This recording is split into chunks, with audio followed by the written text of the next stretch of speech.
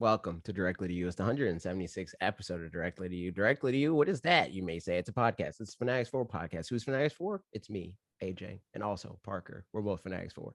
You can support us and the channel and the podcast by going to youtube.com/fanatixfour or twitch.tv/fanatixfour and giving $4.99 for all the supporter benefits. You don't even got to give us your own $4.99. You can take it from Jeffy Boy. You know, Jeffy Bezos, he doesn't need $4.99. And in exchange for that, you get loyalty badges, you get Switch keys from time to time, you get access to the supporters only Discord where you can listen to us record this very show while we're recording it. Like everybody that's in our Twitch channel right now. Twitch channel? I mean, it's kind of a Twitch channel. Most people that are in the supporters channel are Twitch subs, but there's some people like Mega Man who are YouTube members.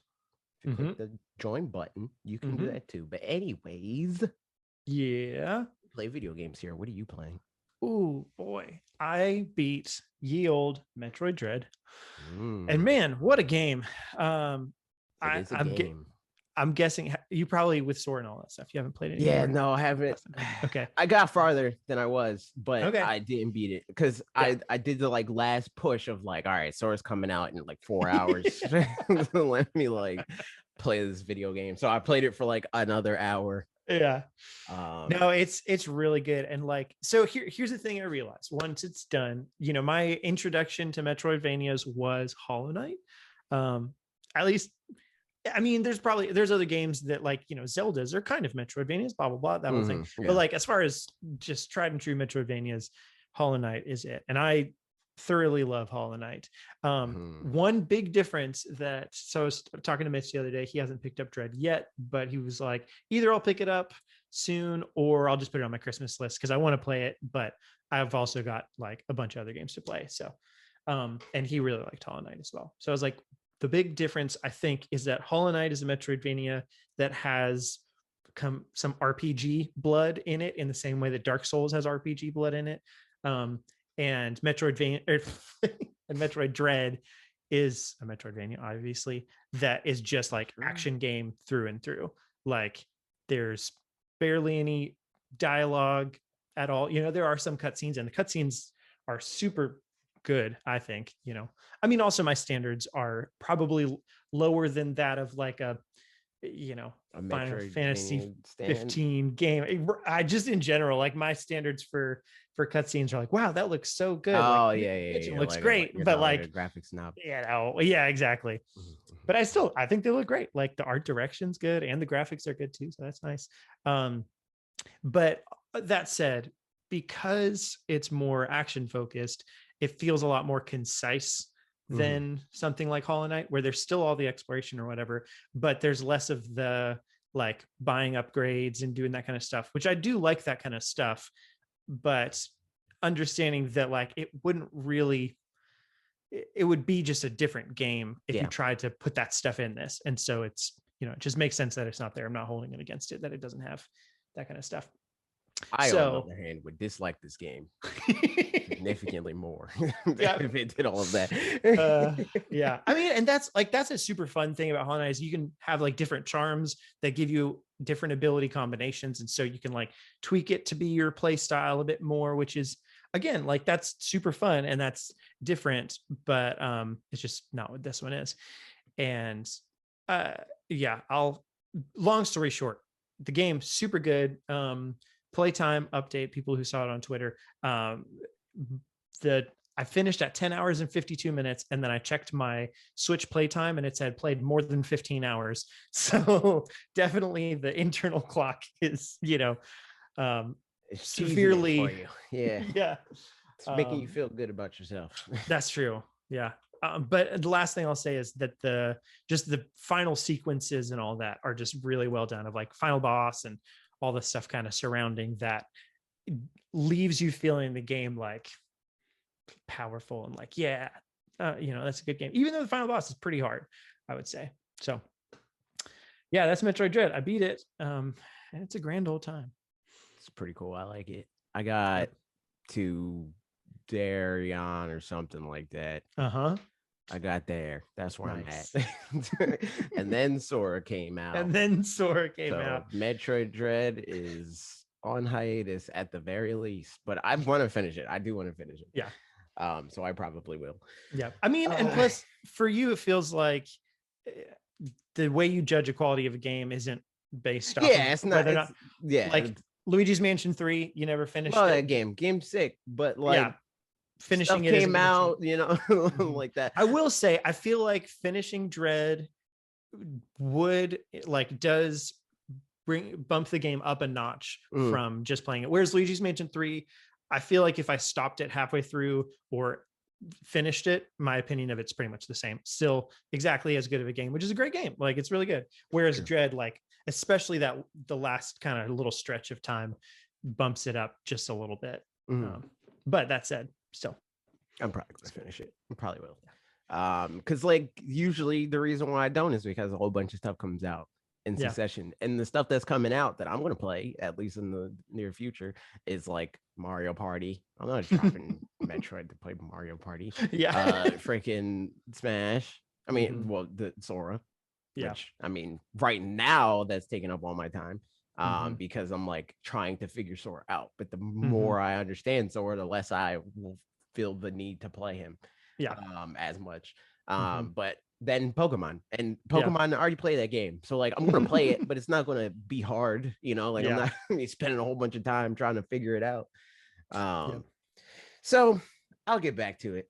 But for now, I'm playing Sora.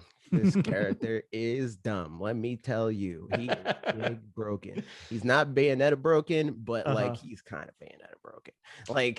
Like he's a character that I don't think will break the game in the way that Bayonetta broke Smash 4, because Bayonetta was broken and easy. He's broken. He's easy. But when he's broken, it's not easy, if that makes sense. Right. Like, low skill totally floor, makes sense. High skill ceiling. Very high. His combos are just ridiculous. Like, not okay. His edge guarding is not okay. His ledge trapping is not okay. He can literally do whatever he wants whenever he wants to, and sometimes because he's floaty, he just falls out of combos. Plus Sakurai, once again, in the regular trend, when he's like, this character has this weakness, cap, he's like, this character is super light. He's like 15th lightest character in the video game, which is like in the grand scheme of things of a game with 80 characters is light, but you have 14 other characters that are lighter than you are. That's not light. So if you play any of the ones within the 15 vicinity above or below, like Zelda, Zelda is the same weight as him, and I don't see anybody being like, I play Zelda, but she's light. Like actually, relative to the 70 other characters that are heavier than she is, she's light. But that's not a weakness that people think of her. Like, something they'll say about her first is that she's slow. Literally, the only weakness that Sora has is that he is light. That's it. Like, everything else, like, I know a lot of people complain about him being floaty. That's not a weakness. That's just you being bad at the video game and not being in space. He's broken. The character's not okay. Which is fun. It's cool. I don't care about, and I talk about this in my videos, spoilers. I don't really talk about Sora that much, but like so my video, broader strokes, you'll see it today. It'll be out by the time most people that are not in the Discord right now listening to us record this. It'll be up. But in the grand scheme of things, like, I don't care about Sora. Like, he's cool. I played like the console Kingdom Hearts games except for 3, which I like dropped off of. I was like, I don't care about this anymore. But I mostly like playing him because he's like fun and he, like, the high skill ceiling. It's like, oh, I have things to figure out with this character. But that's where I'm at. That sounds like right up here. I got him? I know you thought 2 times. Is one on mine. On my all account. Oh no, I can do it a 3rd time now. I forgot about that. But no, I did it on my all account, and I did it on my main account. What was I gonna say? I know you were telling Lee that you thought Sora would be a good character for him. How'd that pan out? He's also playing Demon Slayer, which also recently came out. And he's like more like into that right now because that's like a whole new game, like new game, new character. So I don't know. I don't know if he's going to pick him up, but something tells me probably not. Like Lee is like too much of a character loyalist. IMO. Like me, I play like even though like for the most part, if it's like, oh, I actually want to win, I want to beat this person that I'm fighting right now, I'm probably going to pick PT. But I can beat most people with 80% of the characters in the game.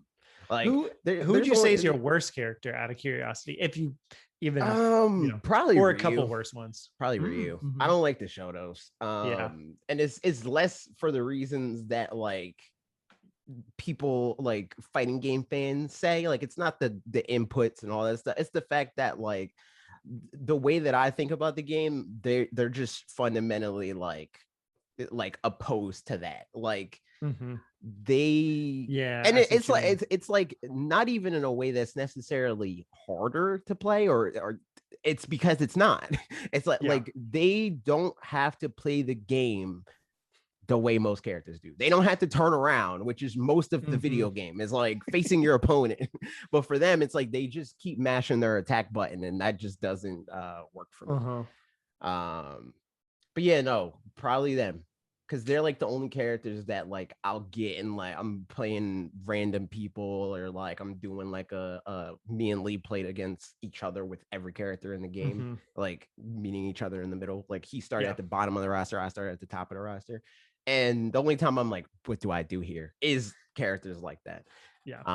But even them, I can still like I know what they do and I know how to play them. So like if I think about it, I can win. But every other character is like I don't have to think. I'm just playing the game. Yeah. That's also part of my video. I got a freaking crazy Jigglypuff combo that I put in that video. Smash is just a fun time. It's one of those things where like I feel like I would probably, if I didn't have anything else to play, I'd probably pop back in every once in a while again. Because there was a small stretch, whenever that was, several months ago, that I was playing a little bit. It's fun. Fun game. Yeah. I also, let's see. I played some Animal Crossing leading up to the DLC stuff coming out in a little bit. So just kind of like, I don't know, pulled up some weeds, killed some cockroaches, like nothing, really significant, but ideally trying to just get my island a little bit ready for doing some stuff. I don't even know how much of the DLC stuff I'm going to play, but like Ashley's definitely starting it up again. And I even shared some like videos or articles or something with her of like ideas for things to do on her island. Cause she was saying like, man, like you and like this other friend of mine have all these like spots where you have things going on. Like, she's got like a cafe area and a sushi bar kind of thing outside, but doesn't have too many of those kinds of things. And I was like, honestly, it's like, there's videos that just give plenty of ideas for like things to do. And I'm like, I feel like once you have a spark of an idea, you've got it, which is why the DLC is perfect, especially where like, if somebody tells her, like, oh, I want like a teddy bear themed something, then like everything else kind of just goes from that, but coming up with the initial idea of a thing is the hard part. Yeah. So I gave a couple of ideas of like, maybe instead of trying to like just force an idea, just like look at a space, like she's got a raised section that has a little pond there. And I was like, there's a spot around there where you could do something with, a little park bench, put some ducks out there or something. But all that to say, Animal Crossing, fun times. And I bought Eastward, but I haven't played it all yet. So I just got it now. I beat it. What if imagine? Imagine I saw that you got that and I downloaded it and beat it before you played it. I mean, know, I'd be very surprised. So yeah, I don't know. And then played some more like Ultimate Chicken Horse and regular stuff like that. But this week, not video games, but an update from last week when I mentioned I just posted on Twitter Pokemon card stuff. Cards, yep. So Mitch came over on Tuesday, and longtime listeners will remember that at some point Mitch gave me all of his old cards, but I hadn't gone through them at all because I wanted to like wait to get my stuff organized to then be able to like slot his stuff in. So I got all my stuff organized ish. I've got an Excel spreadsheet because Excel with a bunch of expansion sets, and then just like put in all the ones that I have, and then also put in the ones that I have, but like either I've I think I showed it last week, I can't remember, but I showed like my Alakazam is German and really beat up. So like I would love to have a different Alakazam because that one's garbage. But technically I have it. So it's in the collection. It's just not ideal.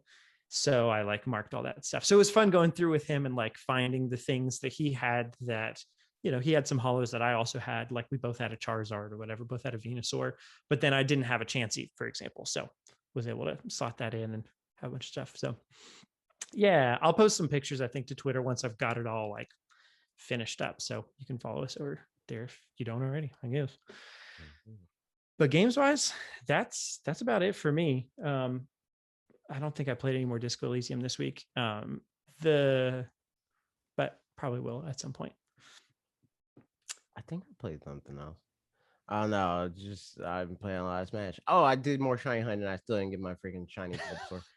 Man, how long is this your longest hunt so far? I think so. Oh, also my freaking Applin, dude. Remember my Applin? Yeah. I don't know where it went. It's gone. It just disappeared? Yeah, I don't have it. That's lame. It sucks, dude. It sucks. It's very sad. But oh no, I didn't talk about. So I was like whenever I would see, like if I'm not doing anything and I see somebody streaming Smash, I'll like jump in there. I'm like, yeah. And I beat Wood up for like an hour or two. Yeah. That was a good time.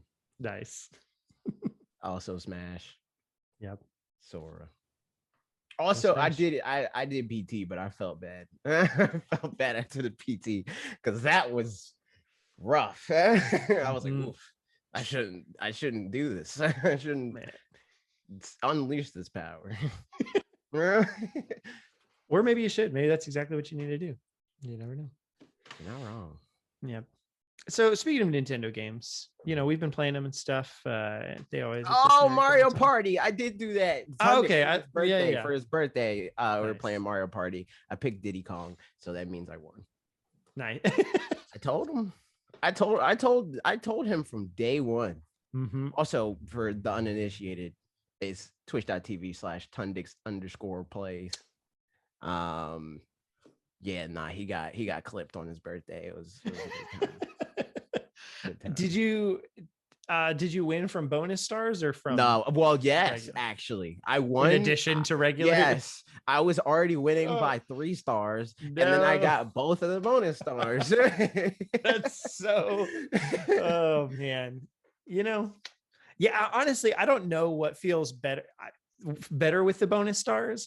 If giving them to somebody who already has them or giving them to like an underdog who then wins kind of undeservedly or whatever. I didn't care. Terrible. I didn't care what happened with the bonus stars because like I said, I was already winning by 3, so it didn't matter. Right at that point, if somebody else that wasn't me won neither of them, I was like, well, this game's already like it's signed, sealed, and delivered. We were playing on the fruit stage. And they have the one shop where you can just buy stuff and it doesn't like rotate out the items until it fills up that like thermometer, and then the like ice cream or whatever falls over the cart. And I bought 2 pipes. Games, I bought 2 golden pipes, which is a guaranteed star. And Val, who was also rocking Val, who was also playing with us on stream, she bought one. And then I got a Fly Guy ticket, so I took her because she was like taking forever to use the gold pipe, and I was like, well, I'll take that. And then there you go. That was my 3 stars that I won by. And then I got the bonus star because I had the Ally star, and then it was like the sightseer one also. Yeah. Good times. But I warned him. I told him that I was gonna. Every time we play this game, I'm like, "Yo, I'm winning. I'm going to win." Never fails. Yeah, man. Yeah, that game is just like they note to self: don't play Mario Party with AJ. Yeah, I agree. Honestly, still better to lose to any human than to Ashley and I played with AI a couple of times, just like against CPUs, and losing against CPU Wario on normal mode just because he gets bonus stars or whatever is truly the most degrading feeling. But it happens. And Mario Party's fun, guys. You get to play it even more next week. That's true. Good times. Yep.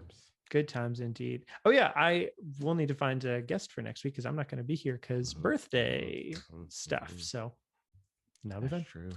There it is. But speaking of Nintendo games, here's a question that's going to be kind of the main topic for today. I asked about it on YouTube community as well, so we've got some comments that we'll go over for other people's thoughts.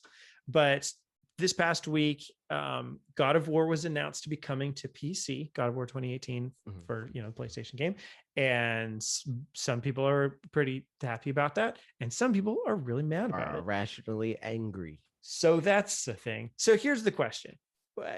It's kind of whatever angle we want to come at it from. On one hand, like, what would it take to become a world where Nintendo first party games show up on PC? And B, what would the reaction be? Like, let's just imagine a world where that happens.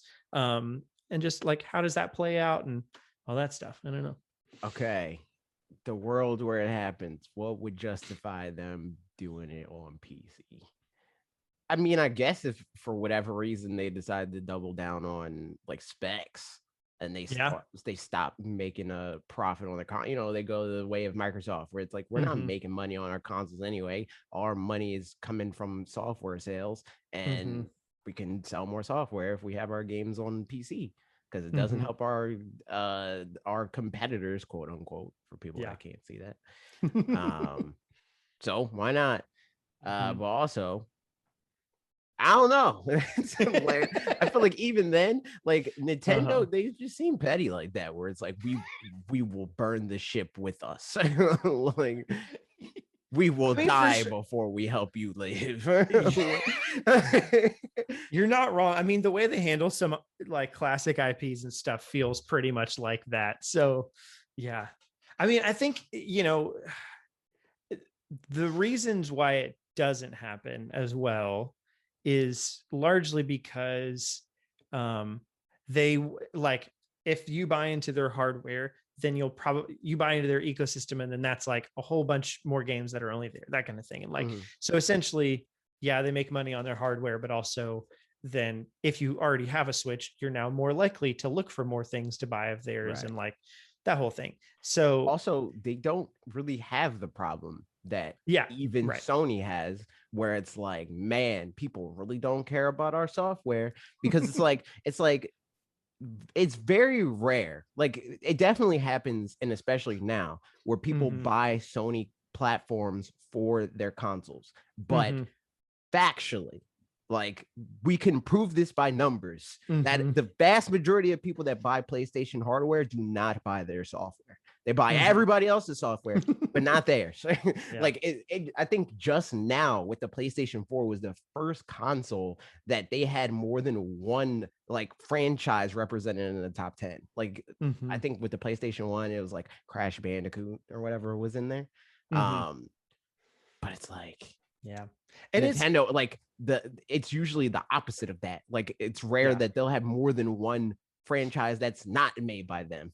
So, like, and not for lack of like sales either. Like, those still have the best software sales, like tie ratios, in terms of like, there's no game on the PlayStation 4 that has sold.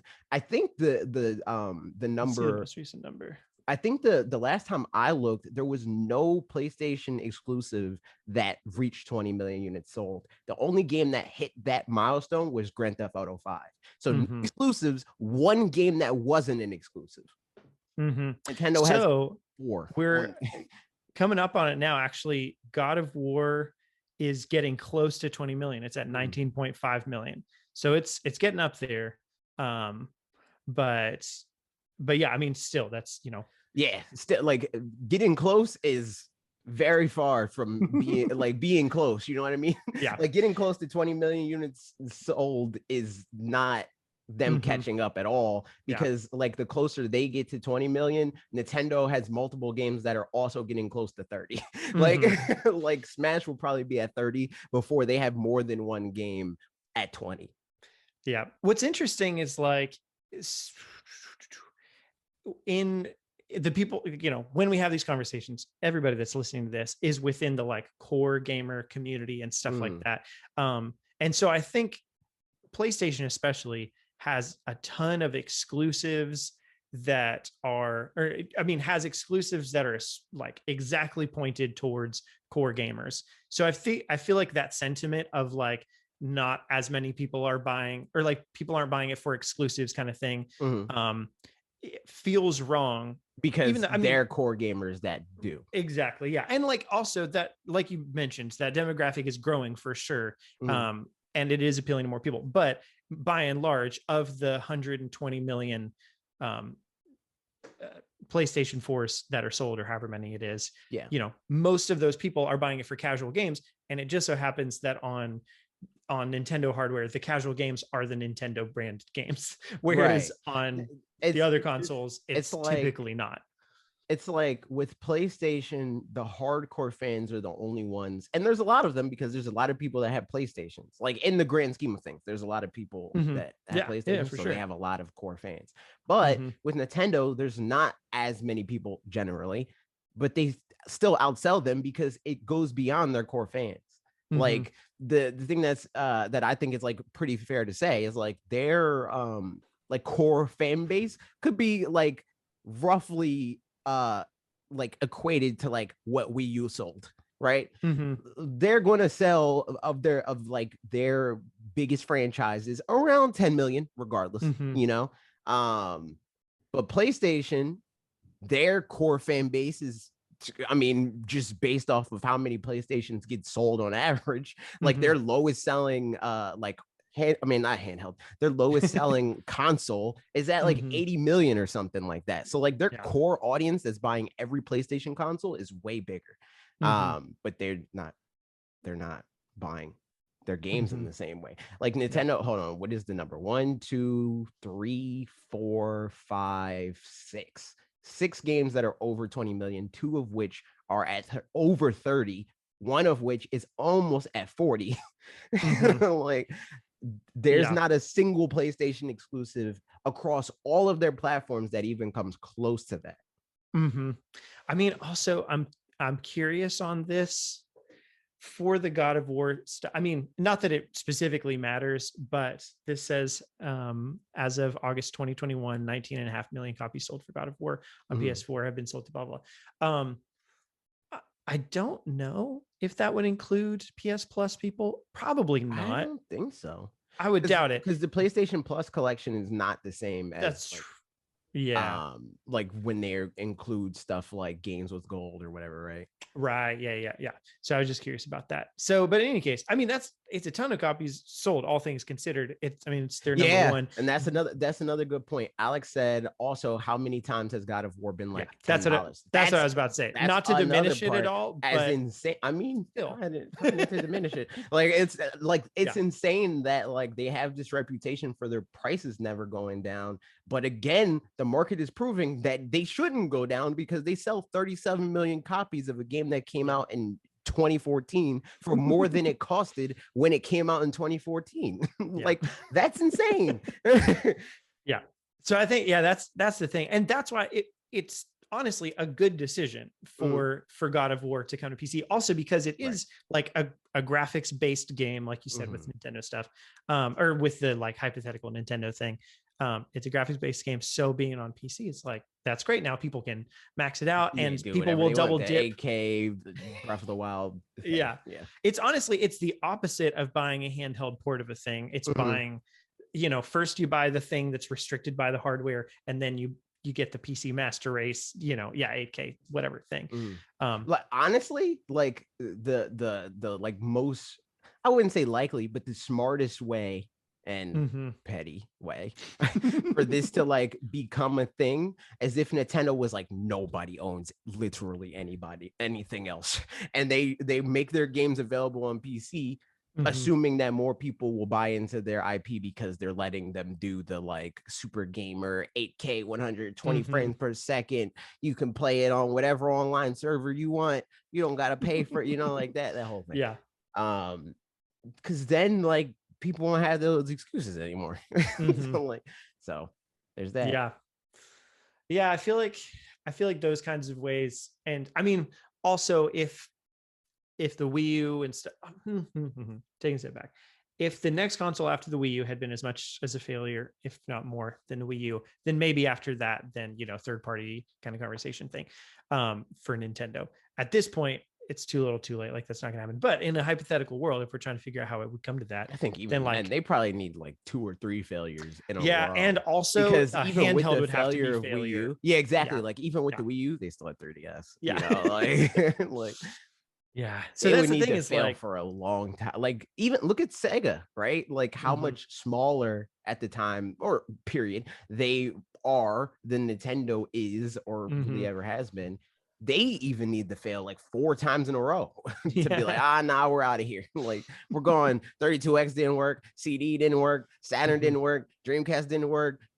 We're getting out of here, dude. Like, yeah. So I think those are some ways how I would get to it. I think the most realistic, quote unquote, that I don't think would happen, but the most realistic would be the graphics thing, like that they decide they're chasing that, which, like, again, if Miyamoto was like, you know what, I just became a 3D modeler and I want people to really appreciate my modeling work, then they would care about graphics.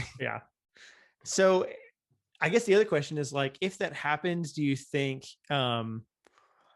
they would put like all of their games on? Like, I could envision it in a way that they have some games that are more like equivalent to when they had console and handheld games. They would have some games that are like more powerful, and so therefore those ones also go to PC. But then the other ones, like, your Kirby Star Allies or whatever, wouldn't, for whatever reason, because it's, I mean, there's 2 ends of this. Like current Nintendo logic, probably the same games that you see frequently go on sale at the like $40 range, they will probably be on PC. Like the Breath of the Wilds, the Mario Odysseys, the Splatoon 2s and stuff like that. Smash isn't going on there. Pokemon's not going on there. Like, well, Pokemon might actually, because Pokemon Company already puts their stuff that isn't a Nintendo thing on PC and on iOS, but that's a different, and Android, but that's a different conversation entirely. But yeah, like the stuff that you don't usually see on sale, I think would be the stuff that wouldn't be on PC. Interesting. So I asked you, but the other possibility is, if the reason why they're going into it is what you said, the graphics thing, they would just put all their like big, like, these games could be beautiful if they were 8K 120 frames, like then they would put those games on the Breath of the Wilds, That is the thing. There's, with those games, the pros and cons are, like, Breath of the Wild, because it's cell shaded and stuff in 8K, looks great. Metroid Dread from apparently looks great and stuff, because obviously you should emulate it and steal it when it's piracy, when the game can be sold, is a great idea. Sarcastic. Yeah, that's that makes the argument that emulation isn't stealing or anything like that. Great. That's the one. That really justifies people being like, the only reason why I emulate is because they won't let me buy it. Yeah, I guess we never talked about that. Did that happen before we recorded last time, or was it since then? It might have been before. I'm pretty sure it was before. I feel like it was before, and we just didn't talk about it, because it was like right when Dread came out. Yeah. Yes, you're right. So it would have been before that. I am preserving the currently available game. Yep. Yeah, man, that was a thing. I listened to Pete and Steve talk about that on, I almost said Loot Spots, on the Flip Screen Games podcast, and it was, there's, long story short, there's a huge difference between, like, I'm gonna emulate Mother 3 because there's no way to play it in English, and it's just like, whatever, it is what it is, versus stealing a game that you could actually buy right now. That's, but like, the thing is, I don't feel like it is that far. Like the line of logic, I don't feel like it's that far. It feels more defensible for people to be like, well, they're not letting me play it, but at the end of the day, it's kind of not. Because again, like we talked about before, it's not food, it's not water. They're not letting you play their video game that they created.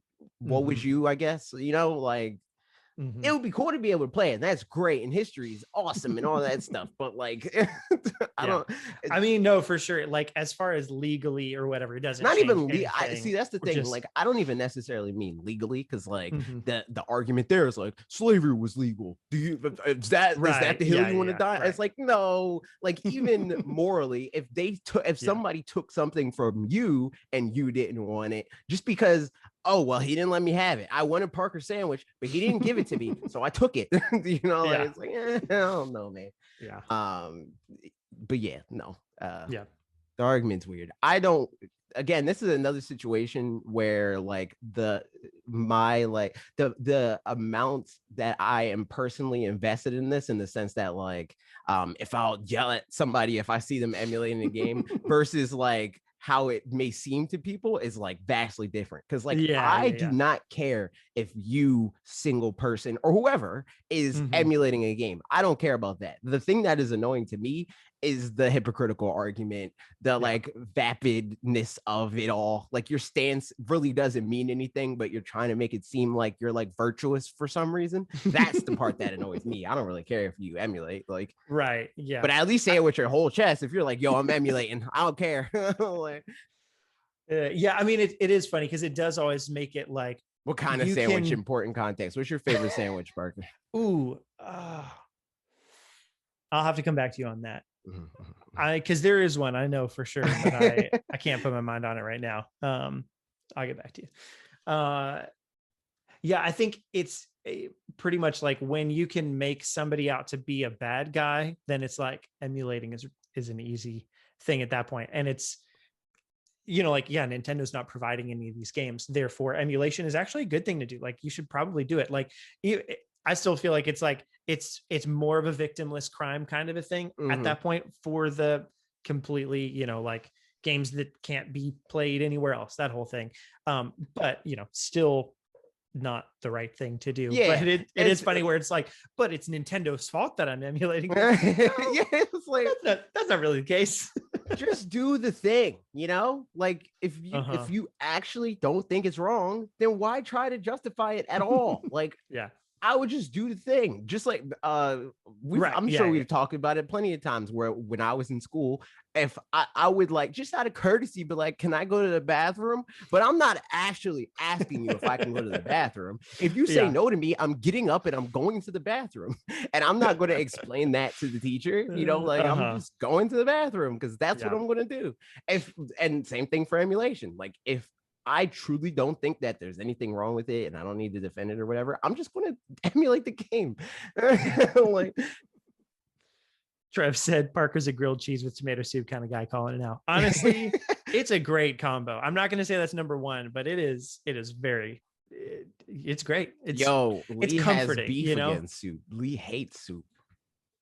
That's Lee has like passionate beefs with very strange things. Like Lee, he has big beef with Twix. He hates Twix. Like, I definitely don't hate Twix. Twix isn't my favorite. I also there's other candies that this is the case with, that we figured out that I eat them wrong, and that kind of makes that makes the thing worse for it. I eat the wafery part of the Twix first, and then I eat the chocolate and caramel top bit. You're a psychopath. For whatever reason. Yeah, it's just the way it is. You're a psychopath. My sister, she used to eat great. Like, she would, I think I talked about this before too, but my oldest sister, she would peel the grape, like she would peel grapes with her teeth before she ate the rest of the grape. Psychopath behavior. Yeah, especially because it's literally like, you call it the skin of the grape. Like, that's that makes it worse. Yep. Psychopath behavior. Tundex did it too. Oh man. Yeah. But Alec did say she ate the skin. That's what I'm saying. She would bite it off and eat it, and then eat the grape after the fact. Man, yeah. Alex said he's a goat cheese and fig spread on sourdough kind of guy. Honestly, there is something to be said for like brie and apple fig spread and like prosciutto kinds of that sort of thing is really good. And with like some brown mustard. So your favorite sandwich is bougie. Got it. Yeah, you know what? Why not? Sure, we'll go with that. I think more realistically, there's the Italian sandwich at Nuke's, which is I think a local-ish place. It's like a local chain. It's good. It's just got like, deli meats kinds of things, but it has like peppers on it as well, and it's tasty times. Yep. So that so in the world where Nintendo was actually in favor of emulation, that's when they'd be on PC. Exactly. There it is. That's the thing. So I asked on YouTube community if Nintendo games ever came to PC in that hypothetical world, where would you still play them, or what would you do? Would you play them on the Nintendo hardware, on the PC? I would still play them. So I can't be bothered with PC. I can't. I mean, I could maybe see myself if there's some kind of cross something, just like booting it up on something more impressive to be like, wow, this does look cooler, but I'm not going to play it on that. You know what I mean? Like I just don't care. But I also could equally just look at a live. Yeah, I could just look at a video of somebody doing it. It would literally it would be no different from now when people are like, yo, look at Breath of the Wild in 8K. And I'll look at that and be like, neat. Don't care. Yeah, exactly. So people answered the thing that 63% said they'd still play on Nintendo hardware, 5% on PC, so they would switch to PC. There was a joke in there for you. And 31% some on PC, some on Nintendo hardware, and 1% said I would stop playing Nintendo games? ? Oh wow. But which either they're being silly or like maybe it's like this is so different from real Nintendo that I mean. They crossed the picket line, just like. Did you see that? No. What? So there's this whole thing with Sora being out, and like the Smash community is like, don't buy Sora because we're boycotting Nintendo because they're not letting us play a 15-year-old, 20-year-old game and tournaments with emulation with emulated copies of this video game.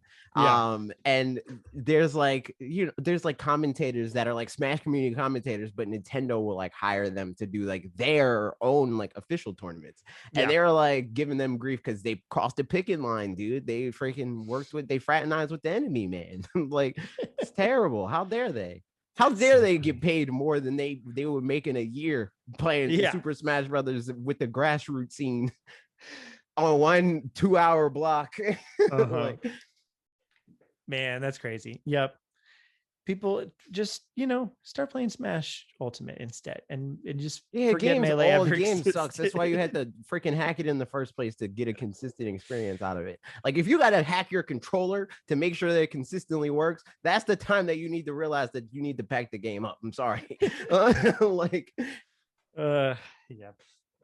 So yeah, we have some comments based on that topic, and here it goes. So 7 said, I'd swap between the Nintendo hardware and PC if I could do cross save, or if the Nintendo hardware was stationary again, I'd get the game on PC along with a Steam Deck to recreate the Switch feel.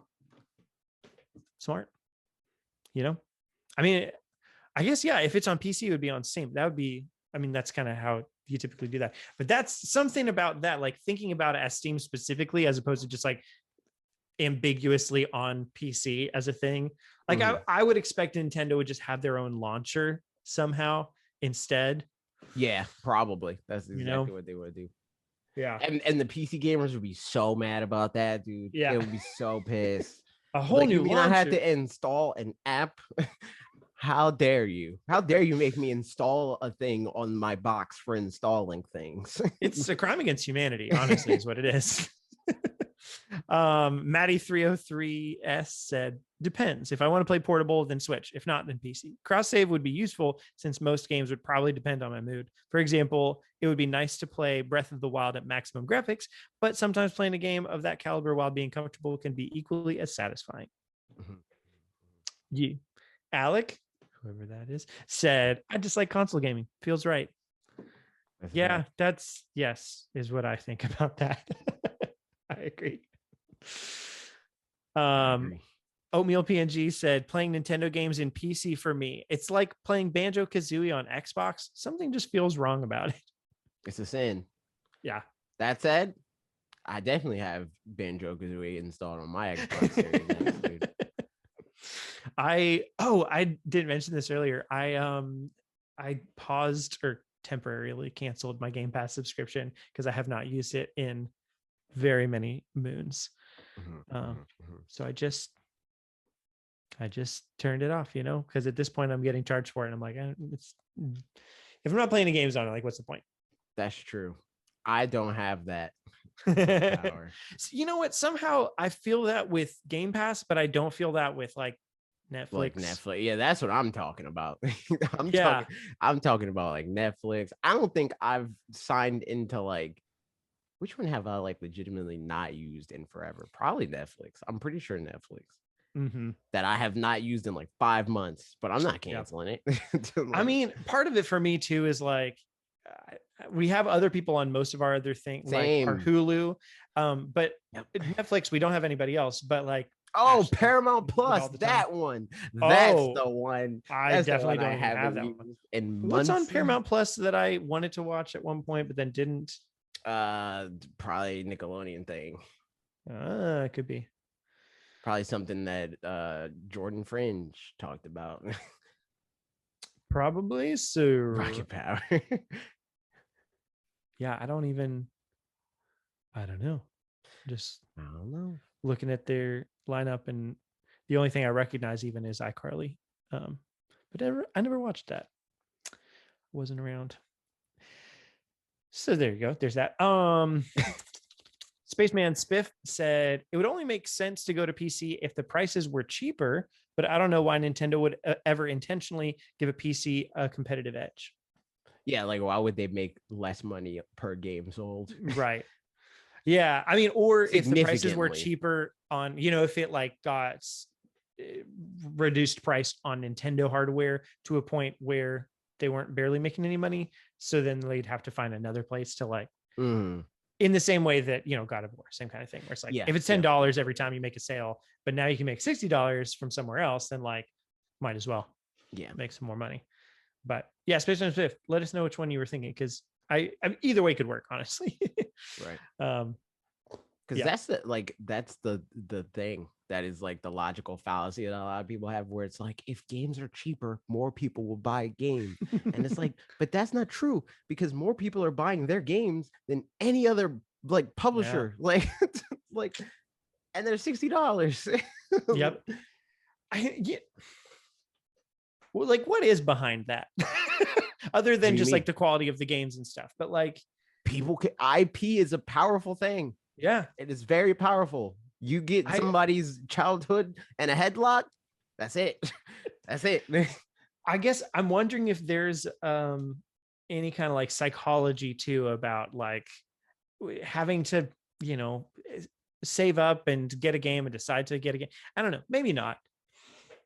Or when it goes on sale, then people are more likely to get it or something too. Yeah, I mean, it's probably just the IP and the quality game thing, because it's not like price in and of itself does all that much. But yeah, because I think the thing is, they call it, like, the other developers that like heavily like discount their games, they caught themselves in a loop, because they might have had one or two bad games that people didn't really like that much, saw a boost in sales after dropping the price, and then assumed, oh, okay, well, we should just do that with all of our games. People began to expect that, so people don't buy their games until they go on sale. Nintendo, they just never. Yeah. I mean, that's for sure. That's like, Mitch, for example, being like, I'll probably just wait till it goes on sale. Metroid. I don't know if he specifically said that about that one, but like, I've heard other people at least say that about Dread. We had a comment last week that they were like, when it's $20, and we we're like, you'll be waiting a really long time. So yeah, I mean, that's definitely a thing where like, if in the same way that what was it, when Mario 64 was in the 3D All-Stars collection, and then 3D All-Stars went away, which, by the way, it's, I mean, not to you, to everybody else as well. Now N64 games are here, so like, that was the whole, how we were all like, probably like, they're taking it off because, or probably 3D All-Stars is a timed release because N64 stuff is coming, and it did. What a fun time. That's true. Also, there's still plenty of copies of that video game out in the Yeah. wild. Because guess true. what? Guess what? It wasn't truly a limited release. If anything, it was less of a limited release than most other games, unless you're talking about digitally. Like that was the only time Yeah. that really it was limited in any way, Yep. because they printed way more copies of this game than most other video games. Like they continued to print copies of this game for a year. Like that is insane. But yep, here's what it is. So yeah, all that stuff. Dusty Go-Goat said, personally, I only play authentic Pokemon games, which means Nintendo hardware. The primary reason is so all my Pokemon are compatible with other games and can be transferred up to the most recent generations. I don't think this problem exists with other games. That's true, but I would assume that if it was on PC, which I mean, I don't know, it could go either way, because again, Pokemon Company does what they want. If Nintendo's like, you can do it, maybe that's like, we don't want to do it now. But but I mean, they do put their stuff on PC, and if I mean, they put their stuff that's not Nintendo published or whatever on PC. If they put the RPGs on PC, I would assume that it would also be compatible with home. Yep. So. They may have also misread the question, I guess, and thinking that I just meant emulation in general. Just like, would you emulate games on PC or whatever? In which case, no. But that's true. Exactly. I think you're exactly right. If they put it on PC, then if it's not a misunderstanding of the question, then yeah, it would be compatible with stuff, because like it's got to be, right? Andrew C said it depends on the game. And then lastly, Cool said, I'd still rather play on the actual system. I've emulated GBA games on my phone in the past, and it just didn't feel the same. It's like a lot of people, it seems, are misreading the question. Yeah, that's true. It's like streaming with games where you don't actually feel like you're playing the game, if that makes sense. It feels more like I'm trying it. Josh Johnson replied, I think playing on smartphone is a far cry from an actual good emulation experience, though. Half the battle is having a good controller. I enjoy playing games emulated sometimes more because I can experience some of those portable games on the big screen, finally. Yeah, that's fair. There you go. And but there it is. I mean, different questions. Yep. Yeah, so I mean, it's just never gonna happen, is what it seems like. Nintendo likes to do their own thing and control their ecosystem, and I happen to be a fan of that ecosystem. So you know what? Same. I'm not mad about it. Same. I wouldn't. The thing is, like, there's definitely people that are like in the ecosystem because they like the games and they're begrudgingly a part of the ecosystem. But me, like, just how I function as a consumer is like, I'd rather be in an ecosystem. I'd rather not have to like find a whole bunch of different solutions to save a dime here, like just charge me more to make sure that all my stuff is figured out. I don't want to think about any of this.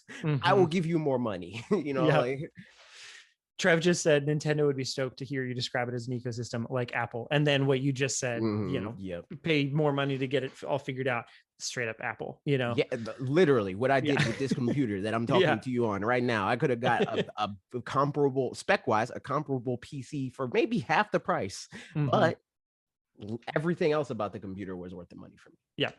And so that's whatever I was going to say about that, same kind of thing. I think, okay, I remember what it was.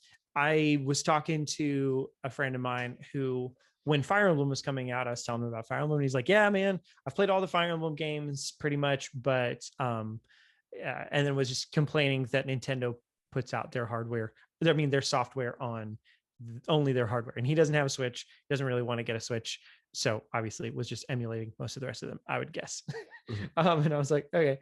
But he was complaining, it sucks that they're not really thinking about, I don't really know what the argument he was trying to make was, but that they were being not thinking about him, dude. He wants to play it on PC. So they should make it available on PC. Yeah. Which, so say in a world they do put their games on PC and they put Fire Emblem on PC, then, my friend or other people will then go and play the game that's in their genre that Nintendo makes.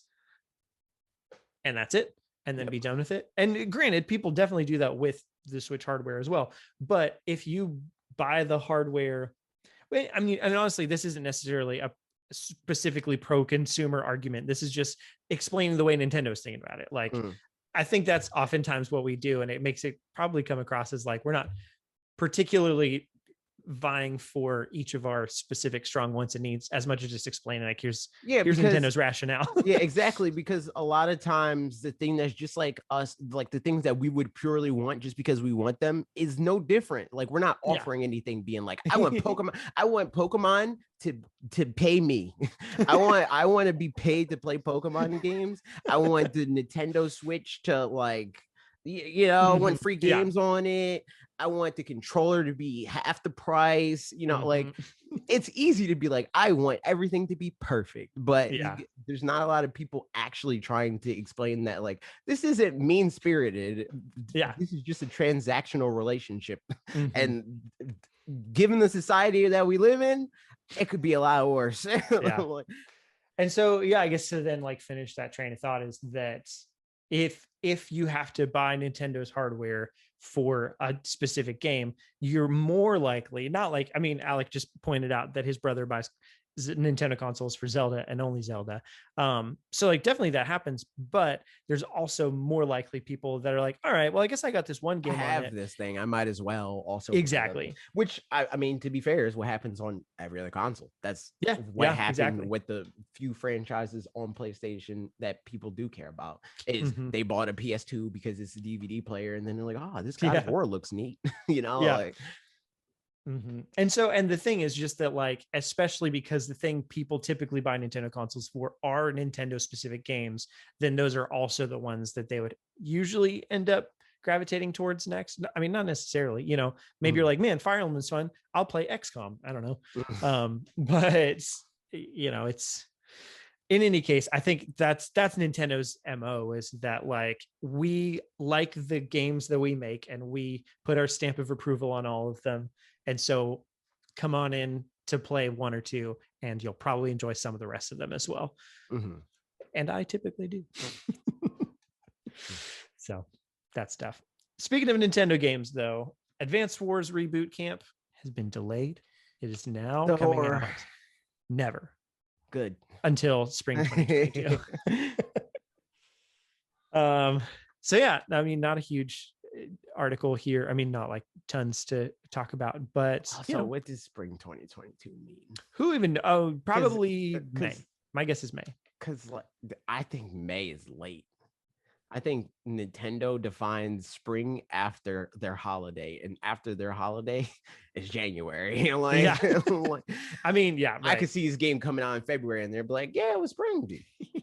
My guess is, so Kirby's also spring 2022.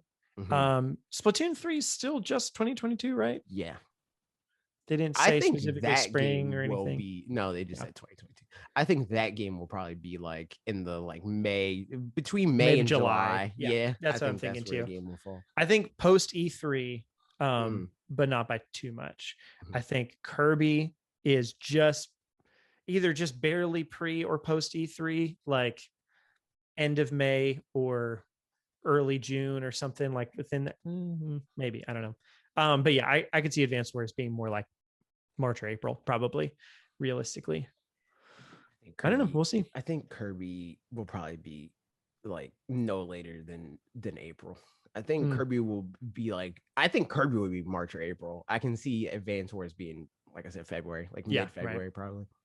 I mean, and I don't know with game development, like, obviously 2 months helps, but I don't know how much 2 months helps. I mean, maybe that's all they need. We don't know what's wrong with it. Yeah, like, exactly. Or if there's anything wrong with it, like they could just be like, you know what, Metroid Dread is working so much that we're investing way more in the revival of this series. Yeah, exactly. Something like that. In which case, they're going to delay it again. But but I think that just based on the fact that they didn't just say like 2022. They said spring 2022. That says to me that it's 2022, but it's early in 2022. Yeah, for sure. Yeah. And so, I mean, I can't remember if you said you're probably not picking up this game. Is that right? No, I'm gonna try it. You're going to? Nice. I'm looking forward to it. But I do feel like, I mean, I've got a backlog right now, and like, I'm going through games more slowly than I usually do because of parenthood and stuff. So I'm not too mad about it. For Ezra me, also play it and share the experience with her telepathically.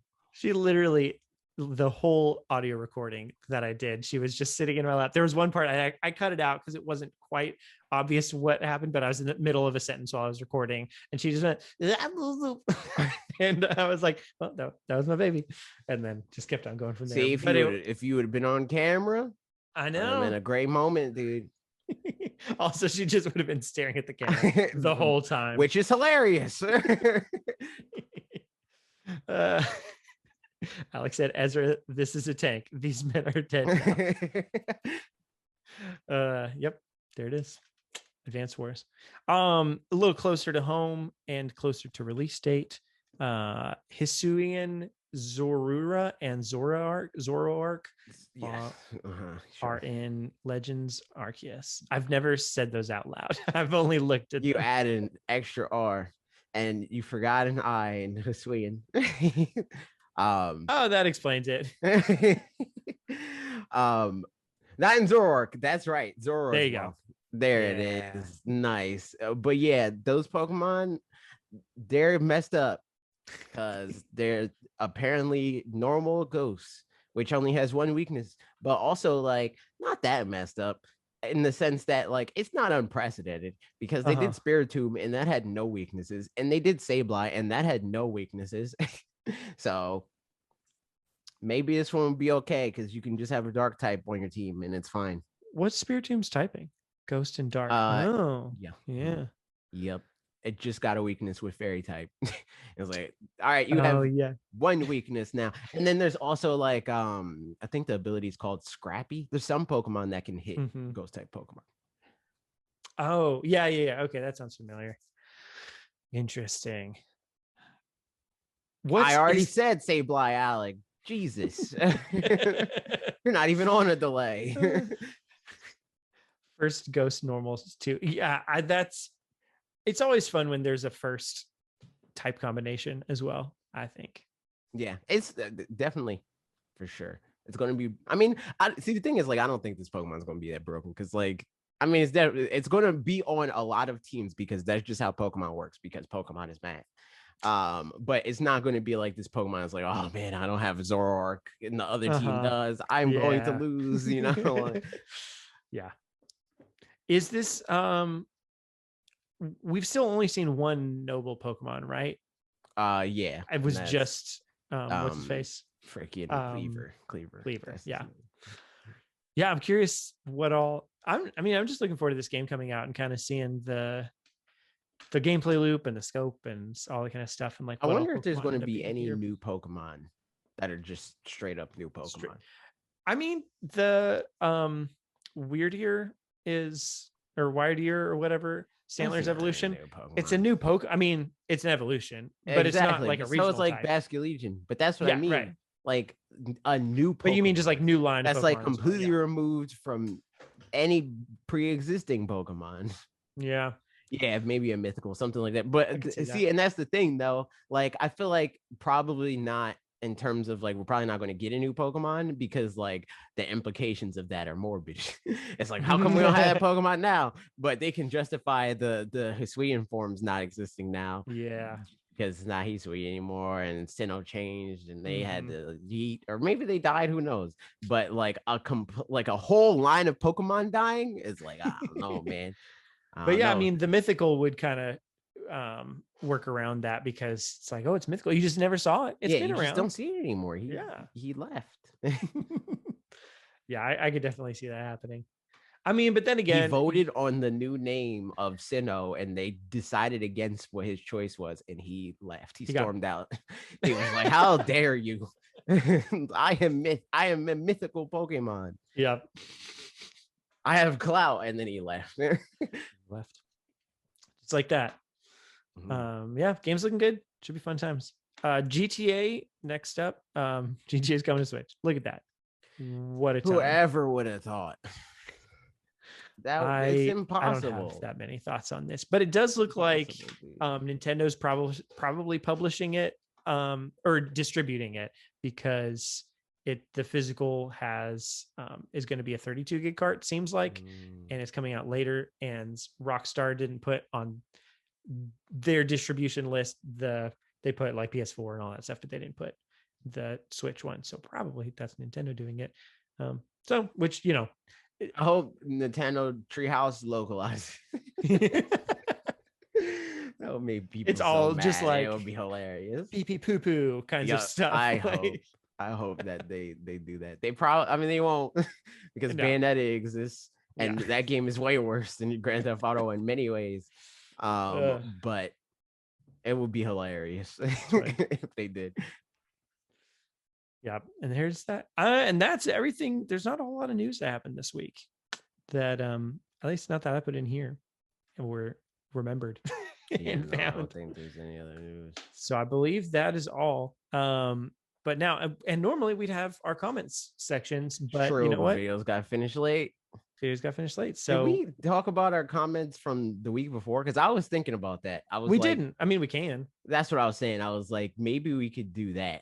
Yeah, like, we'll just retroactively do comments. Yeah, I mean, because it's just always. I mean, I remember, you know, leaving comments and be like, oh, they listened to my comments. That's fine, or they read my comments out loud. Yeah, I definitely want to still do that. I mean, I definitely read the comments, but just I don't want to rush the videos to get the comments. You know what I mean? Yeah. Like, but we can still incorporate them since we didn't incorporate them last week, and we'll just keep doing that. Mm-hmm. That way, we continue to not have to rush the videos, and we'll still be able to get the comments. It's true. Yeah. So, I mean, so I can go first because I got some comments pulled up. I talked about Metroid Dread, which, as we all know, is Metroid Dread, and the future of, you know, the Metroid series and stuff. And here we go.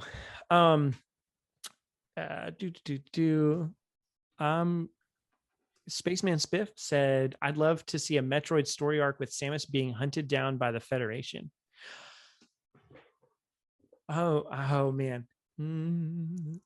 Realizing I can't give some of my thoughts on this because they'd be a little bit spoilery.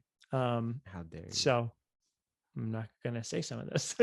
But yeah, that would also be, I think there's a lot of directions that they can still go with stuff. It is interesting how the, you know, Sakamoto and stuff said that they are that they finished the Metroid storyline, and I'm sure that's true.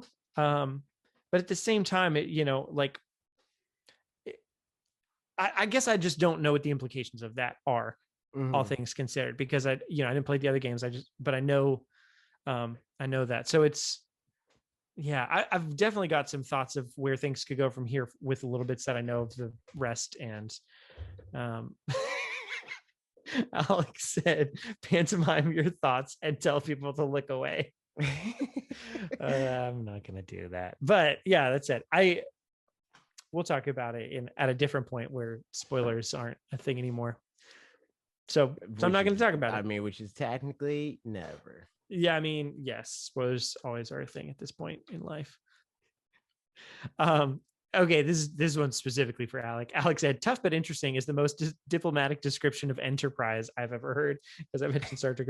So here's the context of what I was getting at with that too, is that I remember watching Enterprise for the first time and feeling like this show is having a challenge that it's being produced 40 years later than OG Star Trek, but it takes place in the time slot between present day and OG Star Trek. So like they have to come up with technology that's like exciting and new and newer than we have now, but not as new as Star Trek made in the 60s, where their idea of new technology is like stuff we have at this point besides spaceships and all that. So that was like just a tricky thing to like be able to come up with that in between technology to like. So similarly, story-wise, I could see how with Metroid there would be, if you tried to do a prequel kind of thing, you would have to do stuff that fits before Samus is doing, you know, her first adventure that we're aware of, and like maybe she wouldn't be able to have interesting enough of a story, you know what I'm saying, like that kind of a thing. But maybe, I don't know, I just don't know what fits in that timeline between that stuff. I don't know enough of the details. So yeah, I definitely don't know enough. Because I am even less far in the video game than you are. Yeah.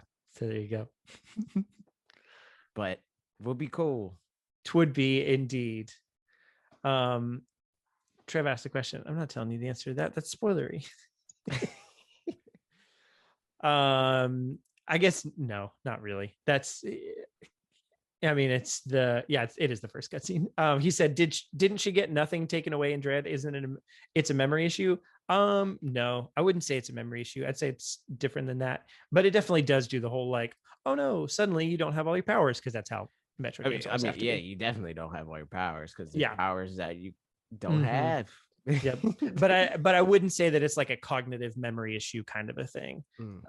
It's just different. That would be so dumb. Like, I just forgot how to screwball. Like, especially, I mean, Trev said, I thought the game literally said that. I definitely interpreted it as different than that. I would think, but I would think it's more of like a biological memory kind of thing. But I don't know. Yeah, more like, you got your muscle memory taken away, kind of something like that. But maybe, I mean, also maybe I interpreted it wrong. I don't know. Or maybe it literally said it and I just missed a line. I don't know. I'm totally fine to be wrong. In any case, you definitely do, lose your powers for the beginning, because that's how that works. So yeah. More comments from my video. There's some other ones.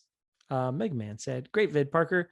I want to pick this up now after watching lots of streamers play it and know it could be interesting, or it could be something I would enjoy. Don't think it would be enough to make me invest in Metroid as a whole, but if it will be something I can enjoy, I'm open for that. I think that Metroid Dread is a cool video game.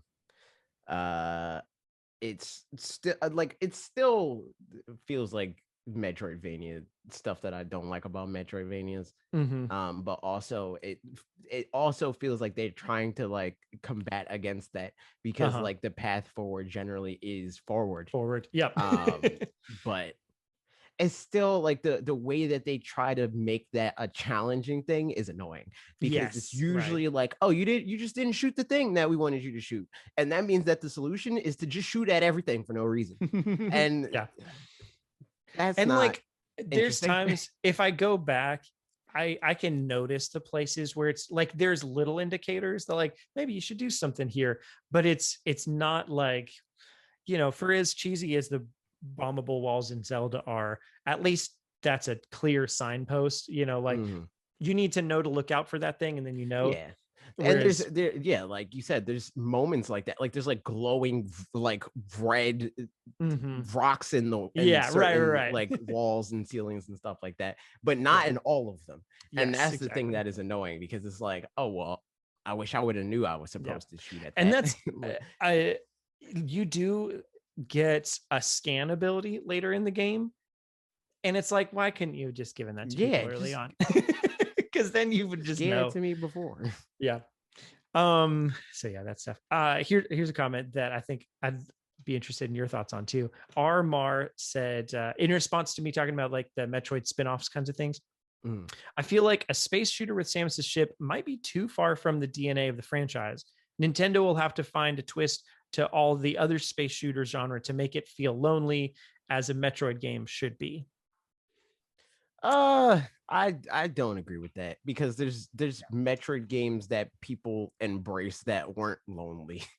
Like, there's nothing about like the themes of the world, like not like the consistent like theme of each individual game, but what the world is about. There's nothing that's it's not The Last of Us, right? Like, not everybody is dead or whatever. It just so happens that her job and like what she does like leads her to be in solitude a lot, but that doesn't mean that the whole universe is like that.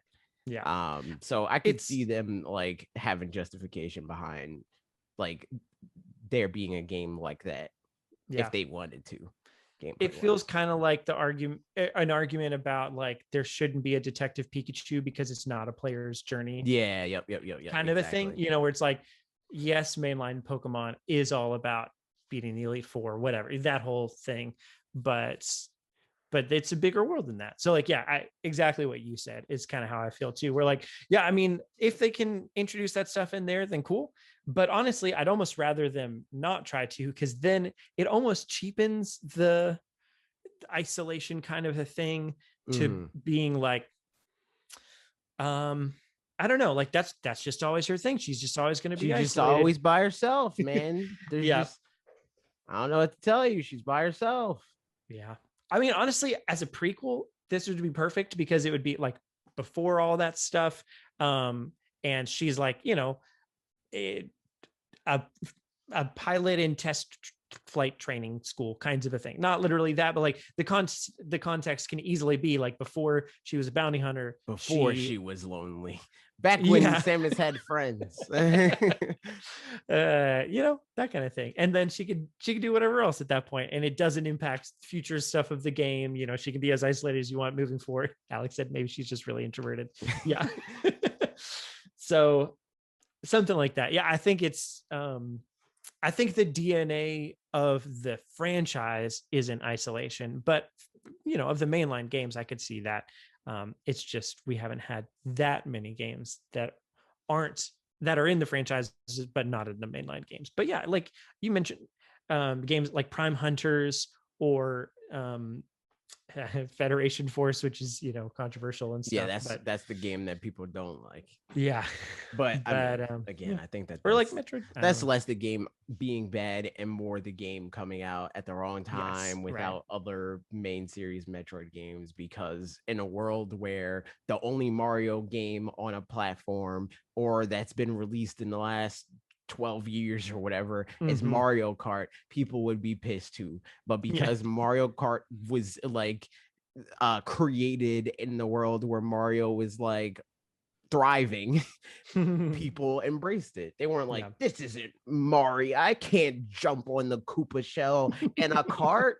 Like, yeah, I think that's exactly the thing. Yeah, like Trev said, yeah, where we also have Mario Golf. I was thinking the exact same thing the first time I read this comment, that it's like that's the point of variety. You know, there's just more to it than the one thing that you're doing. And that's good and fine. But it is tricky of Nintendo's franchises. Metroid definitely is the one that has the most canonical through line of all the games. So it, you know, I could see how that could make it harder to feel like you can have a spin-off where it's like, you don't wonder where in the timeline Mario is playing golf. Like at what point he just went into that industry, or like, you know, at what point Link is, I mean, and maybe you wonder a little bit more, but like when he's doing the Cadence of Hyrule stuff or whatever, like those things just kind of, you take them with a grain of salt. Whereas then, yeah, for Metroid, I can imagine that you have to contextualize everything to them, you know, within the series canon, but you know, maybe not, maybe just do something different anyway, and it's fine. Yep. Yeah. But yeah, that's about it for my video. What about yours? My video, I'm just going by like the most liked comments because it's the easiest way to like sift through it. The top comment says, I'm sorry, I don't know how to pronounce his name. But let me know, because he's here pretty frequently. I think it's Portuguese, and it's João. Is I could be wrong about that. Yes, and Carrasqueria. Yep. Let us know. Wow. I think the comparison to Monster Hunter is more so related to the way you access new parts of the world and maybe the way rewards allow you to craft new items. I don't think every aspect of the game has to correlate to Monster Hunter. I think that if that is like the strap line for the person that is supposed to market your game, being like, it's like Monster Hunter, it should have more than two things that it like make it quote unquote like Monster Hunter. Because with that logic, Pokemon's already like Monster Hunter. Like there's definitely more than two things that connect Pokemon to a lot of games. Pokemon's like Halo. You know, like if it's literally just that easy to be like, oh, there's two similarities, so it's like that. But yeah, no, I think that either they said that and it really didn't mean anything, or they said that and there's more to connect them together than we're currently seeing. Yeah, right. I mean, and even if it's that some of it is, like there's Monster Hunter modes, kind of not modes, but like just the aspect of the what are they called? There's the ones, the noble Pokemon, but then also the red eye Pokemon. Do I have a name for those yet? No. Nope. So I guess those, like I just been calling them boss fights. The thing is, like, as far as like looking at this game based on what we know, this game seems more like Pokemon Sun and Moon than it does like anything that they said. Like, the actual like gameplay is different, obviously. And that's not really like anything. Like, it's Monster Hunter is not turn-based, like you can roll in Monster Hunter, I guess. You could do that. But like what we know so far, the like MacGuffin is like going to the wardens and like beating the noble Pokemon and stuff like that. And that's kind of like going to the island captain people and beating the totem Pokemon. Yeah, right. So I don't know, man. I don't know. There it is. But at the same time, that would have made people way more like it would definitely make them angry, but it would not make people as excited if they're like, yo, it's like Pokemon Sun and Moon. If Pokemon Sun and Moon was an action RPG, Right. Yeah. Yeah. No, as opposed to calling a Monster Hunter that being a more outside thing. And that being like a total like shock to the system and nothing like what we've seen before, especially not like something that largely the community didn't like. Like they hated that. I thought it was cool. I like whenever Pokemon tries to, or especially Pokemon tries to do something that's not the same, and that's how I felt about Let's Go too, where it's like finally not the same game that I've been playing for the past 2 decades. But people, I like the concept of Sun and Moon. I know. Oh, you didn't even play it. That's crazy. That's the one. Correct me if I'm wrong, but it feels more similar to their heart, dude. It reminds me like of the Orange Islands kind of a thing. Yeah. Like, was that intentional? Do you think? Like, no, was trying to be absolutely not.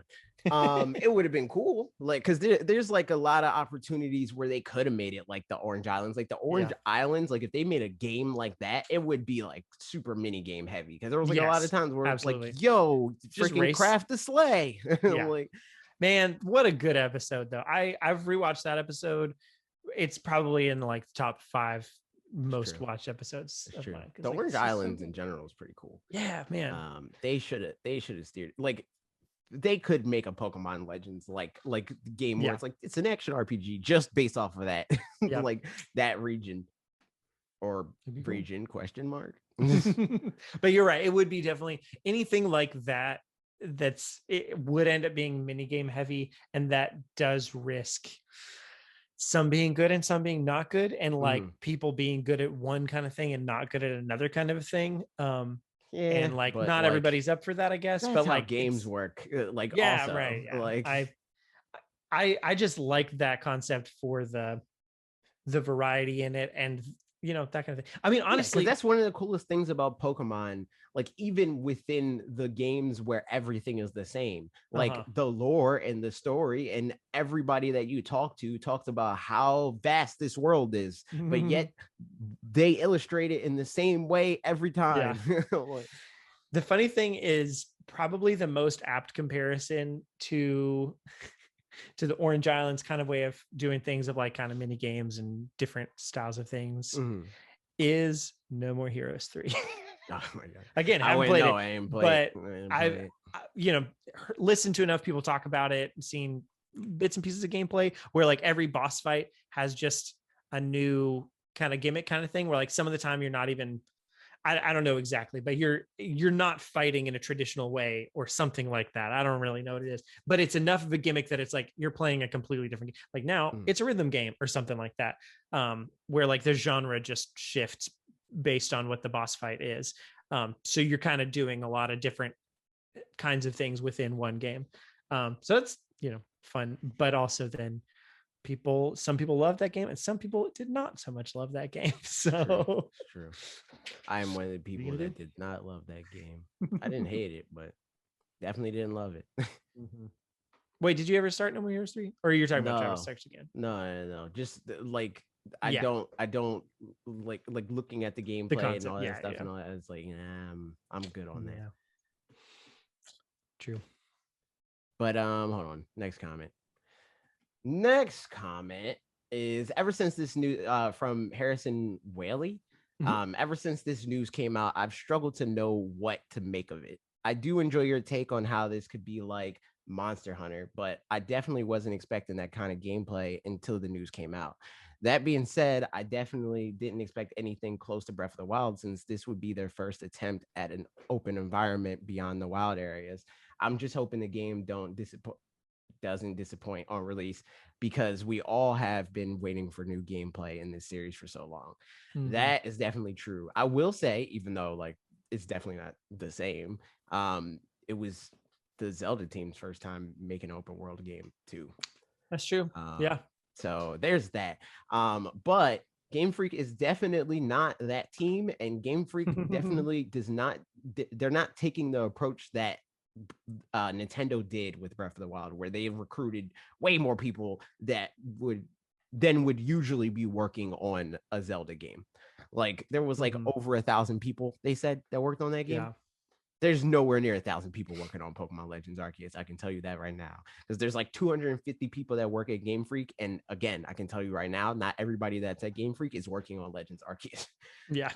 So that's true. I think that people just are attaching to like which is good for Pokemon in the now anyway. But people are attaching to like the marketing, where like they see like, oh, they did the camera thing, so that means it's definitely going to be Breath of the Wild because they did the camera thing, and they're telling us that it's Breath of the Wild because they did the camera thing. Not like they want us to feel like it's Breath of the Wild, and that's exciting because Breath of the Wild is exciting, you know. And like in its own way, it's like, oh, we're trying new things, and this is a huge leap for us because we usually don't even take baby steps. Like, I mean, the big thing about it too is like, in terms of, you know, Breath of the Wild, Monster Hunter world exploration kinds of things, as long as it doesn't feel too constrained or artificial and it's contextualized enough, like I could imagine somebody playing it, and if they do it right, it's not, the world isn't designed like Breath of the Wild, but someone might not notice the difference if they're not paying attention to it, because you know they contextualize like, oh yeah, you can't go to that area yet because whatever. We're like, there's a lot of times in open world-ish kinds of games, like less so Breath of the Wild because it's just so good, but there's areas where it's like you could go there, but you're going to get demolished if you even get touched. And so like that's like, but that's the thing though. Like, I think that when they do stuff like that and they just say like, you can't go here because I said so. Right. Like that makes the game like worse. Whereas like, look at the wild area, right? Like they flirted with the idea of like, oh, you just can't battle that thing because it's level 70 and you're level 10. Like like it would be way better for them to like literally do that than for them to just have an NPC say you can't go there because there's strong Pokemon over there. That doesn't feel good. So exactly. It needs to be contextualized well in whatever way that could be. Right. Either way, it has to be like a good like rationale behind like, oh, you can't do that because look at the bridge, it's not here. Like the bridge blew up.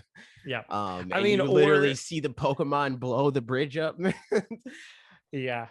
mean, or it's like an environmental thing, you know, that's a pretty cheesy way, but you could always do it where like, that area is just really cold and you don't have enough layers in your repertoire. You know, those kinds of things. But I don't know. Mega Man, the birthday boy, tomorrow in the future. Well, when you're listening to this right now, I still I think he meant to say, I'm still excited regardless. It's something different to play and way to play Pokemon other than the gym cycle. And it's an experiment for Pokemon Company / Game Freak. So let them learn from the experience, and the next edition could be better for it, which is a fact. That's true. I think that like this is exciting either way. And like I didn't make this video to be like, this game actually isn't it, Pokemon Legends Arceus is bad. Actually, it's just more so to be like, all right, keep your expectations in check, because I already know, and we already know, and everybody that pays attention to video games knows that if they go in with an expectation and that's not met, regardless of how realistic that expectation is, it's not going to be good for anybody, because like we got to deal with them and they got to be angry, you know. Like so it would be a lot better if people know that, like, like maybe don't take what they say to heart in that way. Like they're just trying to like better contextualize it. They're trying to steer you away from the Breath of the Wild thing. They're trying to say like, nah, this isn't Breath of the Wild, and they should have just stopped there. But they gave you another comparison, and it's like, yeah, I see what you mean. Don't do. I can do another comment. Whisgaris said, we do not know near enough to draw final conclusions, but from what we can gather, it appears that the gameplay loop will be something more akin to just general open world JRPGs / RPGs. It appears that this game incentivizes you less to come back to the village that frequently compared to Monster Hunter, because we have stuff like several base camps in an area. Our goals are also far more less open world games. It appears we have a main quest to follow, but we can also take side quests or just survey, battle, and catch Pokemon to level up as survey core members. Likely granting you access to more items at shops and more crafting recipes. The main difference between Legends Arceus and a more average open world JRPG or even RPG game being that the world is divided into 5 areas that are sectioned off from each other and have to fast travel to a base camp and then in them. Oh, okay. In them to move to other. I was like, there people don't like using punctuation, it confuses me. Also, we do have some non-HP bar based health indication in the form of the but I'm pretty sure I brought that up. The player taking damage, because the way that is displayed is via black ink brush strokes around the screen edges, is a la Call of Duty's reddening of the screen as you take damage. And lastly, the official Japanese website for the game confirmed that online battles are not in the game. There you go. Nice. Interesting. Yeah, I agree with a lot of what you said. It's definitely more like, it's more involved, like JRPG game with like sandboxes. It's a Mario Odyssey sort of situation with how they handled the world. Yeah. Which is fine. It is. All in all, I mean, I think it'll be cool. You know, we'll see. I'm still curious if this is the game that, you know, there's plenty of people who have been like thinking maybe they could get into Pokemon and then like keep trying games, and it's like, well, maybe not this time. So I'm curious if this game would be one to, you know, turn the tide for any of those people. But also it could be the kind of thing where like, even if the world and gameplay loop and stuff bring somebody in, I think just Pokemon in and of itself, just capturing monsters and stuff and like identifying with the Pokemon, maybe it's just not up certain people's alleys regardless of the form factor. So like in the same way that there's almost in the opposite way that Pokemon and RPGs for you, where like you play the Pokemon mainline games despite them being an RPG because you love Pokemon. I think for some people it would have to be that the gameplay would be so much up their alley that the Pokemon would be subsequent to that. And it's like, I guess the Pokemon, you know, whatever. Right. And see, the thing is, like, I don't even necessarily think that that's the case in terms of like people are like, I don't like Pokemon enough to do that or whatever, right? They're like, I like Pokemon in the way that Pokemon represents itself. Because like it's clear that people love Pokemon with the amount of money that they spend on it, but they're not spending that money on the games. They're spending the money on everything else that does represent Pokemon in the more consistent way. So like it's almost like how I would be if I didn't like Pokemon too much, where it's like I like the idea of it's kind of like Fire Emblem. I like the idea, I mean not Fire Emblem, Xenoblade. I like the idea of Xenoblade, and I like what Xenoblade like looks like, and I like Pyramithra in their video game, but I don't like the way like I mean like how they play in like Smash Brothers and all that stuff. But in their video game, the gameplay style is like yeah. And it makes me not want to play it. But if the gameplay was better, I would play it. Yeah. No, I mean, I get that. I like that game. It was fun. I like you and I want to like you, but you're not letting me. I mean, I definitely feel it. There's games, I can't think what off the top of my head, but I've got some that are definitely like that. Yeah, I can't think off the top of my head. But I mean, yeah, actually, Torn is in my backlog, and I need to play that before. At some point, they're going to apparently announce Xenoblade Chronicles 3, and then that'll be that. So there it is. So that's it for our videos. And then we've got a couple of Q&A questions, but not a whole ton. So here we go. Here we go. From YouTube community, most of them we already went through, and they were based on the prompt. But Cool asked, is there any genre of games that you weren't interested until you played one game in that genre and it pushed you into trying more? I'm currently playing through the Ace Attorney games, and I'm already looking into more visual novels to play once I'm done with Ace Attorney. On the other hand, I greatly enjoyed Fire Emblem Three Houses despite not caring about the strategy genre, but it didn't really make me want to play more games like it, but I would play a sequel. No. I like there's like definitely games that I've played in other genres because of games that I already like the inverse of that. Like Pokemon Unite. I played Pokemon Unite, and Pokemon, I was like, this is cool. I like this. But like I will literally never play another MOBA because like I just like it because it's Pokemon. Yeah. Similar to Pokemon with RPGs. Like it's not common that like I like a genre more so than I like the IP a lot of times. Like I like freaking Smash Brothers, and that's like a platform fighter or whatever, right? But I don't really care about playing other platform fighters. The only other one that I gave a chance to was Nick All-Star Brawl, and that's because I also like the characters that were in that, you know? So not really. I'm not really that type of gamer. For me, I'd be tempted to say yes, and probably it more so happens with genres that I didn't know I would like and then turned out to like Metroidvanias, for example. Like I could like Hollow Knight was like, yeah, cool, now I'd like to play more of these. But then there's definitely a lot that's like, as I'm just looking through my games list right now and seeing some like Hyrule Warriors. I'm not going to play any other Muso games, but I enjoyed Hyrule Warriors. Fire Emblem, definitely going to play more Fire Emblem games, but I don't know that I'd say I care about strategy RPGs in a bigger picture at all. And yeah, I don't know. I'd say in general, I'm kind of the same way as I'd be more likely to get into a genre, but it's more that there's just some genres that were foreign to me until recently. You tried it, which I think is even a different thing, right? Where that's not really like I wouldn't play that. That's bad. It's like I've never tried this before, and I don't have a real reason to try it. You know? Yeah. And again, arguably, I've played Metroidvanias before. They're just called Zelda games, and they get not lumped into that, but they kind of belong there. Sometimes, not all the time. Breath of the Wild isn't, but you know, Trev, and they slap. So Trev also asked, I forget if you guys have said what game you'd be most excited about coming to the new NSO. No, we haven't talked about that.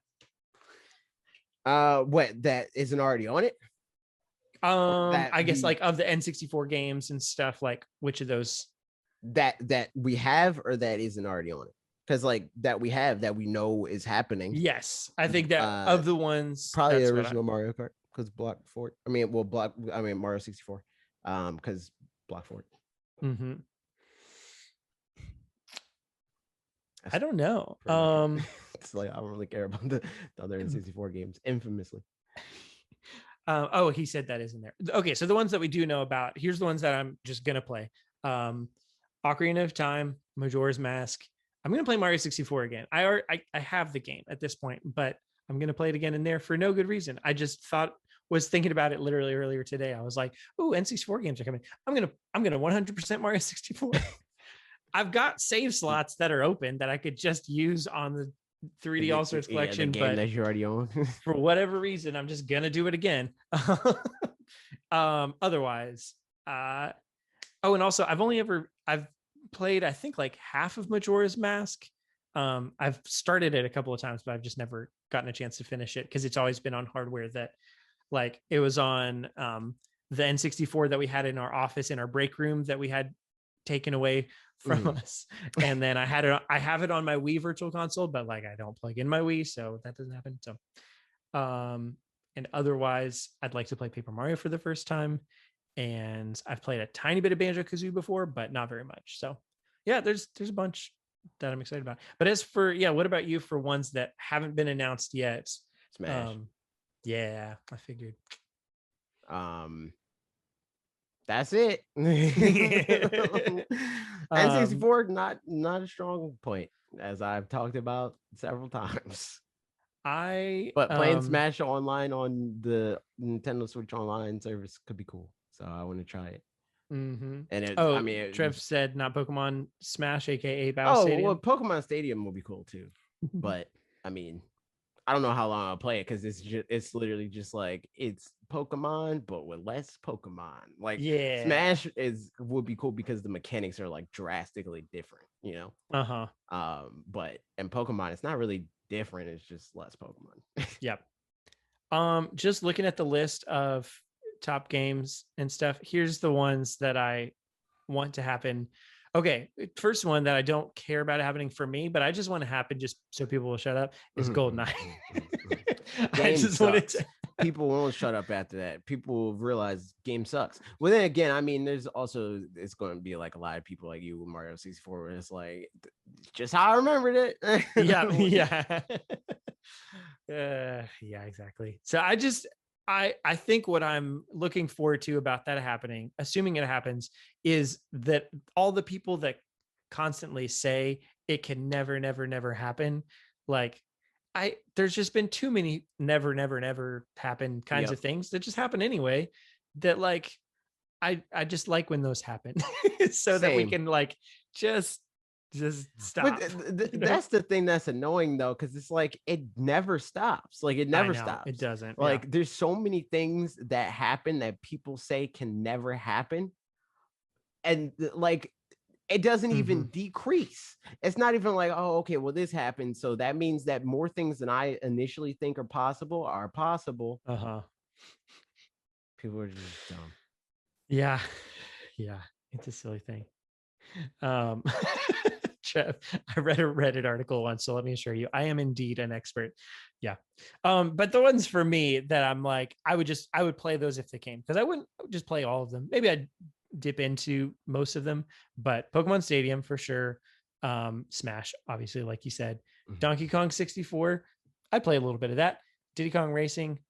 There was one or two other ones. Wave Race 1080, obviously. Classic. And this one I never had, so I never really played much of, but Excitebike 64, when I was looking up stuff about a video from a while ago and I used Excitebike footage to talk about Excitebike or whatever, that was one, I guess. What was I talking about? Franchises to come back, something. I mean, you might have been talking about the extreme sports games. That might have been one. Yes, that was it. You got it. That's the one. So but yeah, I was looking up footage for that. I was like, man, Excitebike 64, that could be a fun time. So there you go. There's my list. Also F-Zero, I guess. Just to try it out. Well, there's you can play F-Zero. Didn't they already confirm F-Zero? That one they did already confirm. So yeah, that one. I'll put that in the first quadrant. Yep. But I mean, that's my list. Smash. That's about it. It's a good one. Yeah, I'm a sucker for N64 stuff. Sure. So just the mini games might be cool. The mini games in Pokemon Stadium are cool. So Also fair. Yeah, man. Good list. AJ's was lacking. No, the N64 is lacking. It's honestly, I think a lot of it is it's like I've said about Gen 2 Pokemon before. Like as I was going through the cards, same thing. I was telling Mitch, I was like, man, Gen 2 Pokemon, something about it just feels cooler than any other gen. And it's entirely because that was the peak of it for you. Yeah, that was like I just happened to stop for a while right around that point. So it just like fossilized in my mind as Alex said. That's why I was playing PlayStation then, and I can tell you that it's much worse over there. Like for every game that I don't like on the N64, there's a worse version of the same game on PlayStation. But RPGs, that, I mean, you know, you could definitely, that's a thing. Yes, which worst version? No. Oh man, what a time. All right, questions from Twitter. Mitchell Monroe at Clockworth Clone asked, what if the Nintendo PlayStation had worked out? That'd be neat. Well, actually, I don't think it would be that. Actually, I think I'm on the opposite end of where I was when I said that was neat. It would be very bad for the industry, I think. Because I think that they would continue to be uncontested. Probably for like much longer. Because the reason why they have any competition now is because PlayStation was pissed. Like I think that it would just make them both worse. I mean, like worse. It would make Nintendo worse because again, they would have no competition, and Sony would have no reason to actually try to like make the types of games that they make. Like I think when a lot of people think about that possibility, it's like, oh, Nintendo would be more like PlayStation, but nah, PlayStation just wouldn't be a thing. For sure. Yeah. No, I agree. I think it would end up. But no, that's the thing. That wouldn't happen. They would just kind of be some amalgamation of the two of them or something like that, but not in the I mean, I think we've learned enough that like people staying on top for too long ends up just breeding just kind of gross business practices more often than not.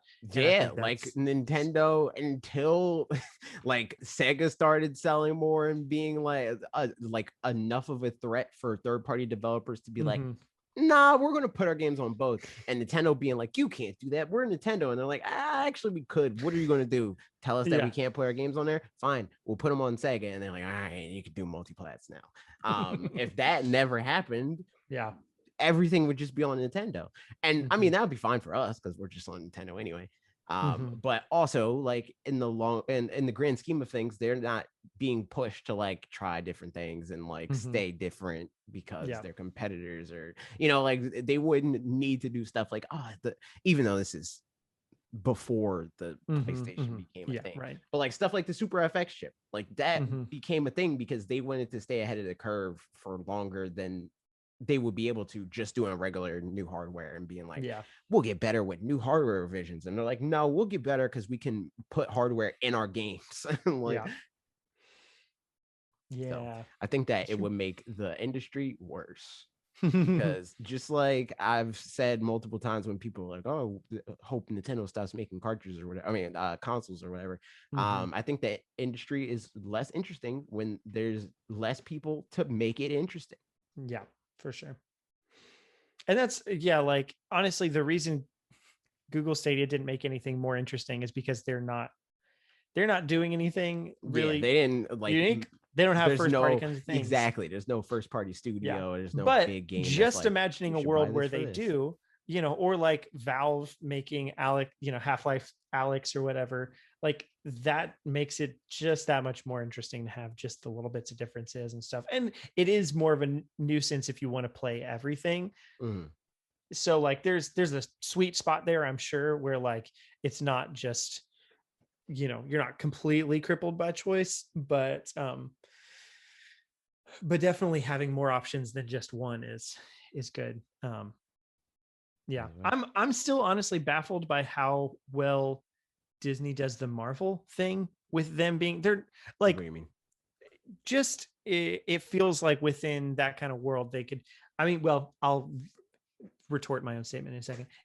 they're kind of uncontested in one regard, but also they're not, because there's plenty of movie studios doing plenty of things, but just within like that superhero world or whatever.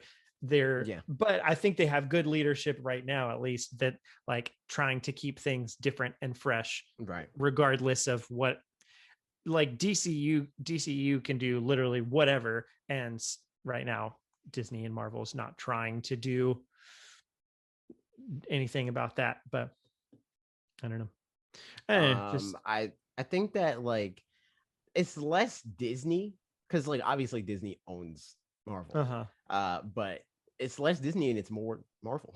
Because like look at Star Wars, and Star Wars is kind of on the opposite end of that, and they're trying to turn it around because they're realizing like, oh shoot, look at Marvel and look at us, you know. But it's because Marvel came in with a Kevin Feige and they stayed with a Kevin Feige, and he's like a lot of the reason why 100%. People are being other like strong people are being identified. Because like I say that and I talk about all the time about the auteur thing, but it's literally just because Kevin Feige is like the best cheerleader. He's like he's able to be like, you make cool good stuff and you'll gel with the other people that make cool good stuff. Make cool good stuff with us, you know. And Star Wars didn't really it didn't work out in the same way.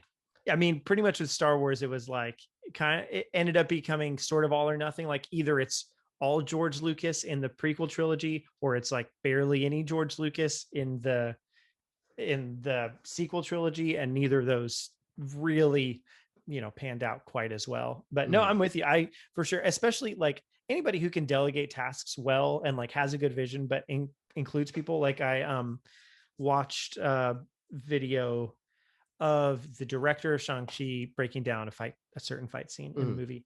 And every time something would happen that he'd be like, oh yeah, and this was Brad Jones's idea, and he did a really good job with this, and this one, like that's got blah blah blah written all over, and like thanked other people so much. And I was like, that's like just a really good sign. Like we're watching Ted Lasso right now, and it feels very, you know, like a good manager who like is a person trying to build people up more so than that doesn't take that whole thing, because like that's part of the, so a lot of the video that I'm making is like, man, Smash Brothers is great. I love Smash Brothers. Thanks, Sakurai. But also more than that, thank you, literally everybody else. Right. That's like so much of the theme behind this. It's like hashtag thanks Sakurai. And it's like, yo, there are hundreds of people that have worked on this franchise. This one dude did not do all of it. Like, not to mention the people part, but he's all the people at the other studios that allowed their characters to be used in like brand Bible kinds of things or whatever, you know, like, and the Square Enix people talking about Sora and being like, he was really respectful with it and stuff. But like, obviously that shows that they have care in it as well. Yeah.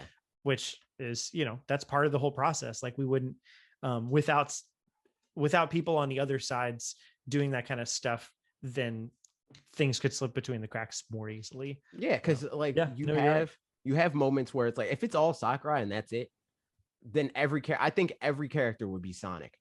And that's not, and I don't mean like literally, I mean like in the way that Sonic plays, like the way there's nobody other than like super try hard sweats that compete for money that like the way Sonic plays in Smash Brothers.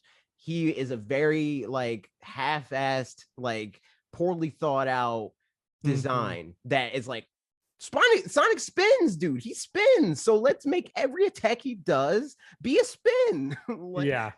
And it's just, it's such a huge missed opportunity, because literally he does so much more stuff than that. Like, but his whole move set is like, make that a spin dash also. So there you go. Alex said he was a knight too. Honestly, I was thinking that exact thing just now of like, Sonic Mario literally had its own fighting game. There's a Sonic fighting game. Like, you could have just took his moveset from that. Like, you know, I wouldn't put it past a lot of other characters to have stuff from just like completely different parts of their own games. Like, I don't know. Yeah. Like Mario having his cape in one thing, and then also Flood. And, you know, like that's from completely different game mechanics kinds of games. So like, yeah, Sonic can be like a take stuff from Sonic Lost World with the Wisp or whatever, and colors also that is in that. Like take stuff from even Sonic Boom, like give him the freaking like tether lasso thingy. Like there's so much stuff that they could have done with Sonic that they didn't. Granted, I'm not saying like they didn't specifically have to do that. Like I think that his up B is like a pretty iconic thing that they did a good job on, because it's like the freaking red spring thing, and that's an iconic thing from Sonic. But like that's where it starts and stops. It's either spin dash that's referential to the character, or it's his up B that's referential to the character, or the fact that he has the fastest dash speed, or I think like second fastest if you don't count Shulk, when he's in his speed arc. Yeah. Man, there it is. But yeah. And now questions from Discord. Alec asked, in a non-Panini world, what is your go-to out of the house chill spot, i.e. coffee shop, arcade, park, etc.? I mean, honestly, like friends' houses and stuff, but it's also like in an event sort of thing where it's like, yo, let's go do this, let's go to somewhere that we wouldn't normally go. Let's go to, whether that's like a theme park, or like let's go freaking jet skiing or what, something like that. I don't really like going to clubs. I don't like going to arcades and stuff. Like somewhere that people go all the time is not really a thing that's fun for me. If I'm going to go somewhere, I want to go somewhere that I don't go. Yeah. Honestly, I think Ashley and I will go fairly often to, let me think. I mean, for one thing, especially before Ezra was born, we would go to just a spot called the Avenue that was just like, it's just a shopping area kind of thing, and go there and just like park in the car and just hang out and listen to a podcast or something to play Pokemon Go together. And as far as chill, like that's pretty chill as far as going to a place. But we're trying to go to like parks more, to go on walks now with Ezra, and all that. So, but I'm not great at getting out of the house. I'm pretty good at just not pretty much at all. It's always been the panini for you, dude. It's panini all day long. So yeah. Also, I mean, to be fair, like post YouTube, very similar, because like it's so annoying going places and having to like maintain this like to like, oh man, but my video's not done, I didn't start the script yet, I gotta freaking think about that also. And then like even like going to my sister's house derails everything all the time. Like that's a big part of why my video wasn't done early too, because I went to my sister's house the other day because she needed help watching my niece while she was at the doctor's, and her doctor's appointment was like 2 hours, but the whole rest of the day got derailed because of that. It was like, yeah.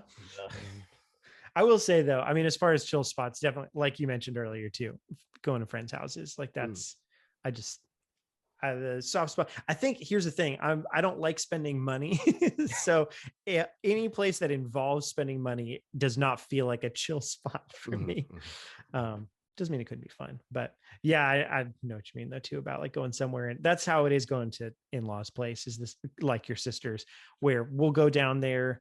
And even if it's only supposed to be for a short thing, we're in the South, and that's like Southern goodbyes, that kind of thing. And like, I'll ask Ashley ahead of time, like, hey, is it okay if we like just plan a time? Like we're going to leave at 4 and it's like 10 a.m. So it's like, that's 6 hours. That's a really long time to be somewhere. And even that, it's just like feels uncomfortable, because then it feels like she's having to think about like, when are we going to leave? And so it's funny because like, whereas her parents' house used to be a very comfortable place, because it was like, yeah, this is where I grew up and stuff.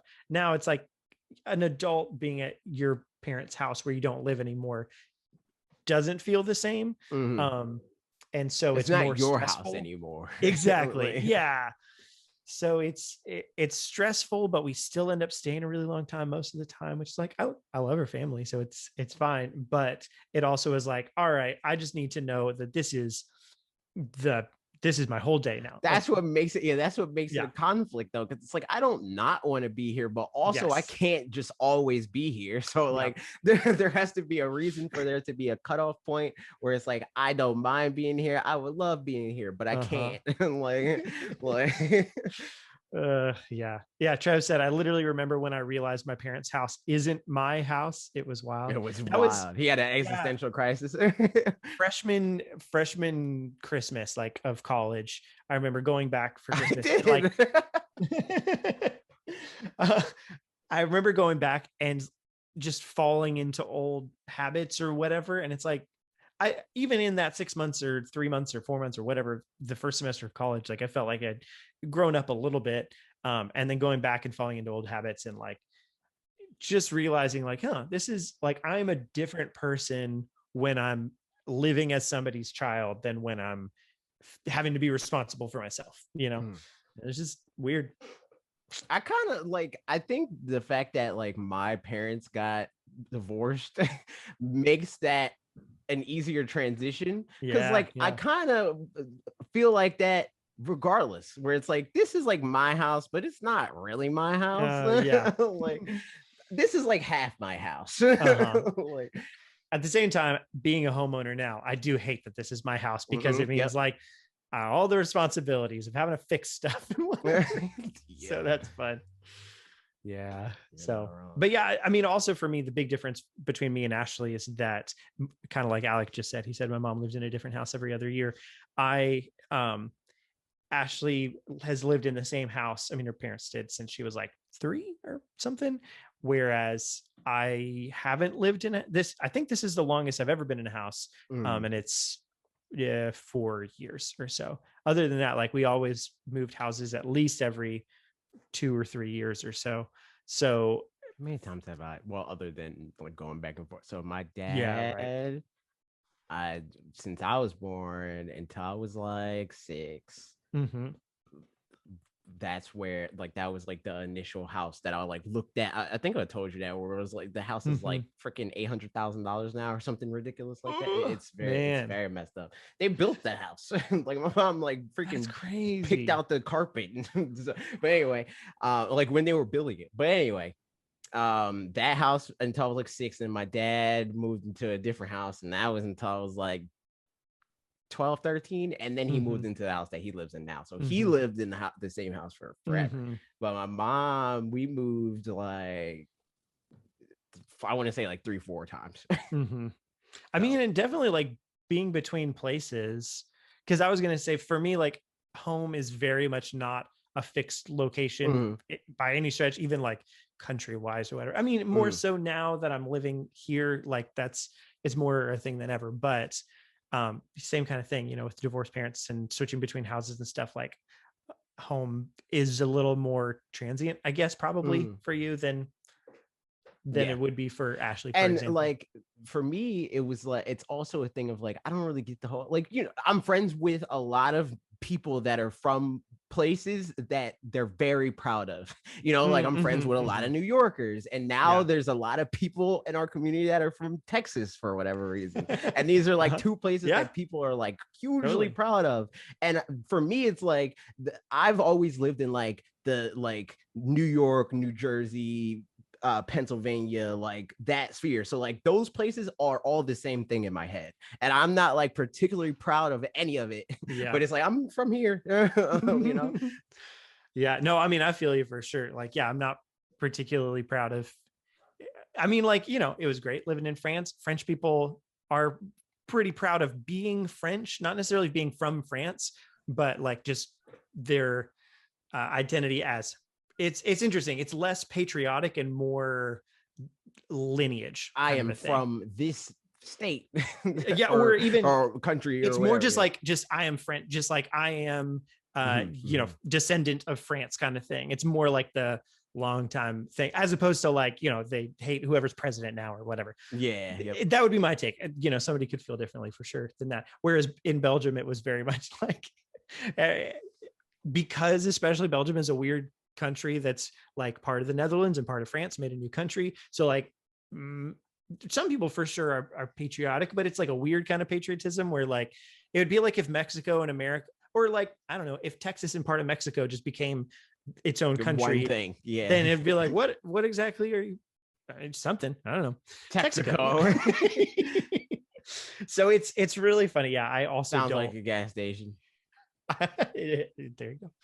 Yeah, I don't feel particularly patriotic about anything, but I feel like that's very fine because it clouds your judgment a little bit less, perhaps.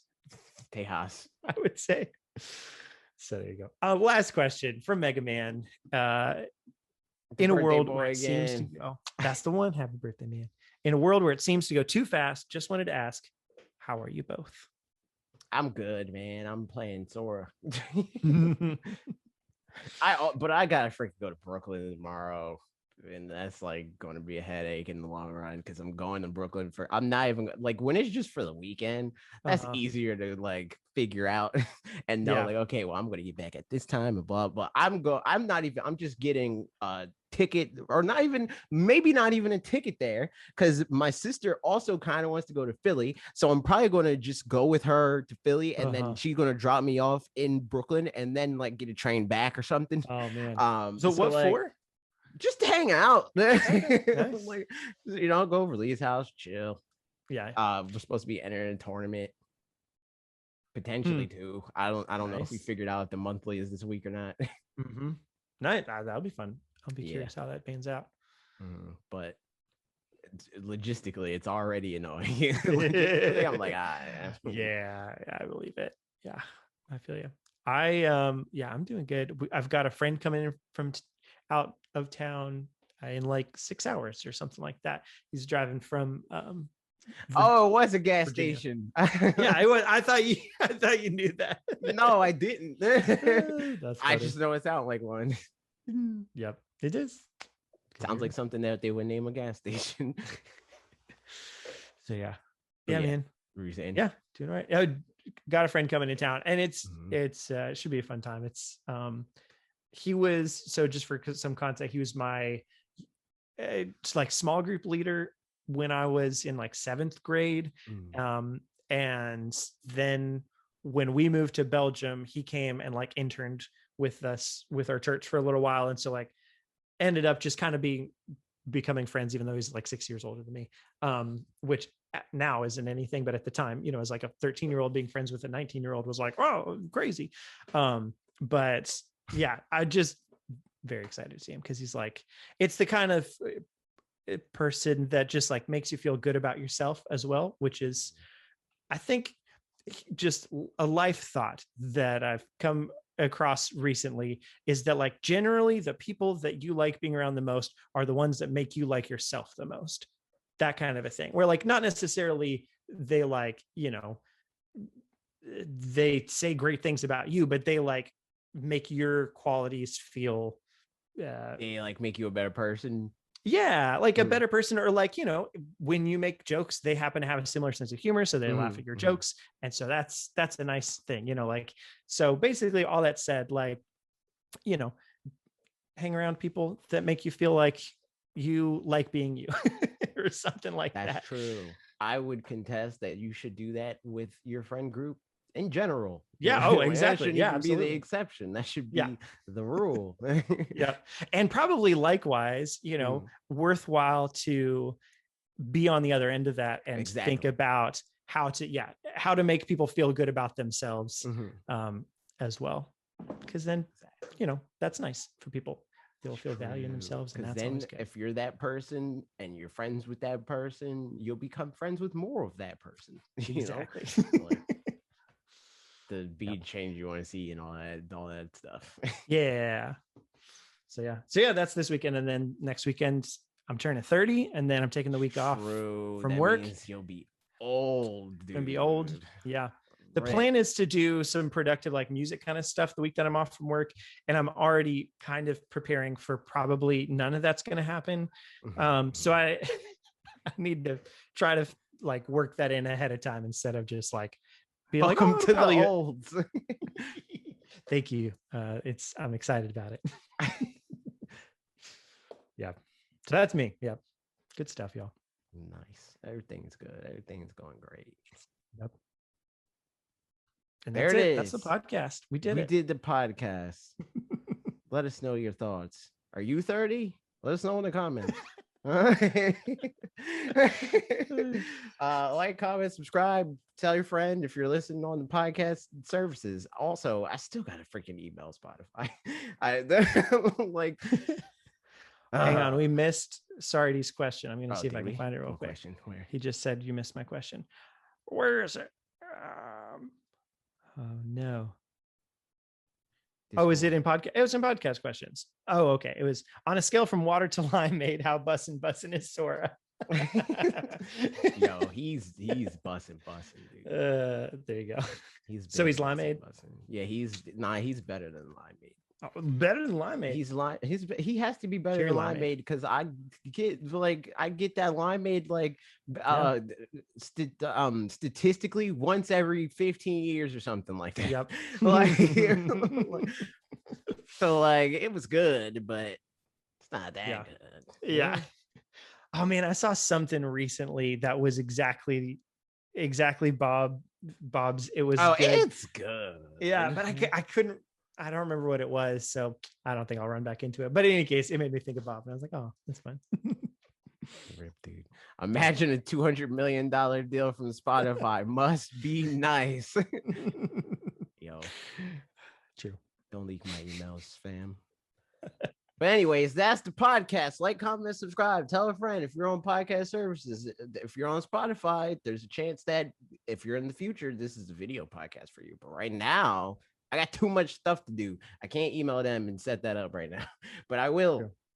You can just watch on YouTube, Sure, you can watch it on youtube.com/directly to you if you're not watching on YouTube. If you watch on or if you listen to it on a podcast service, you can go to YouTube and click the like button and subscribe. It's true. Okay. Bye-bye. Bye.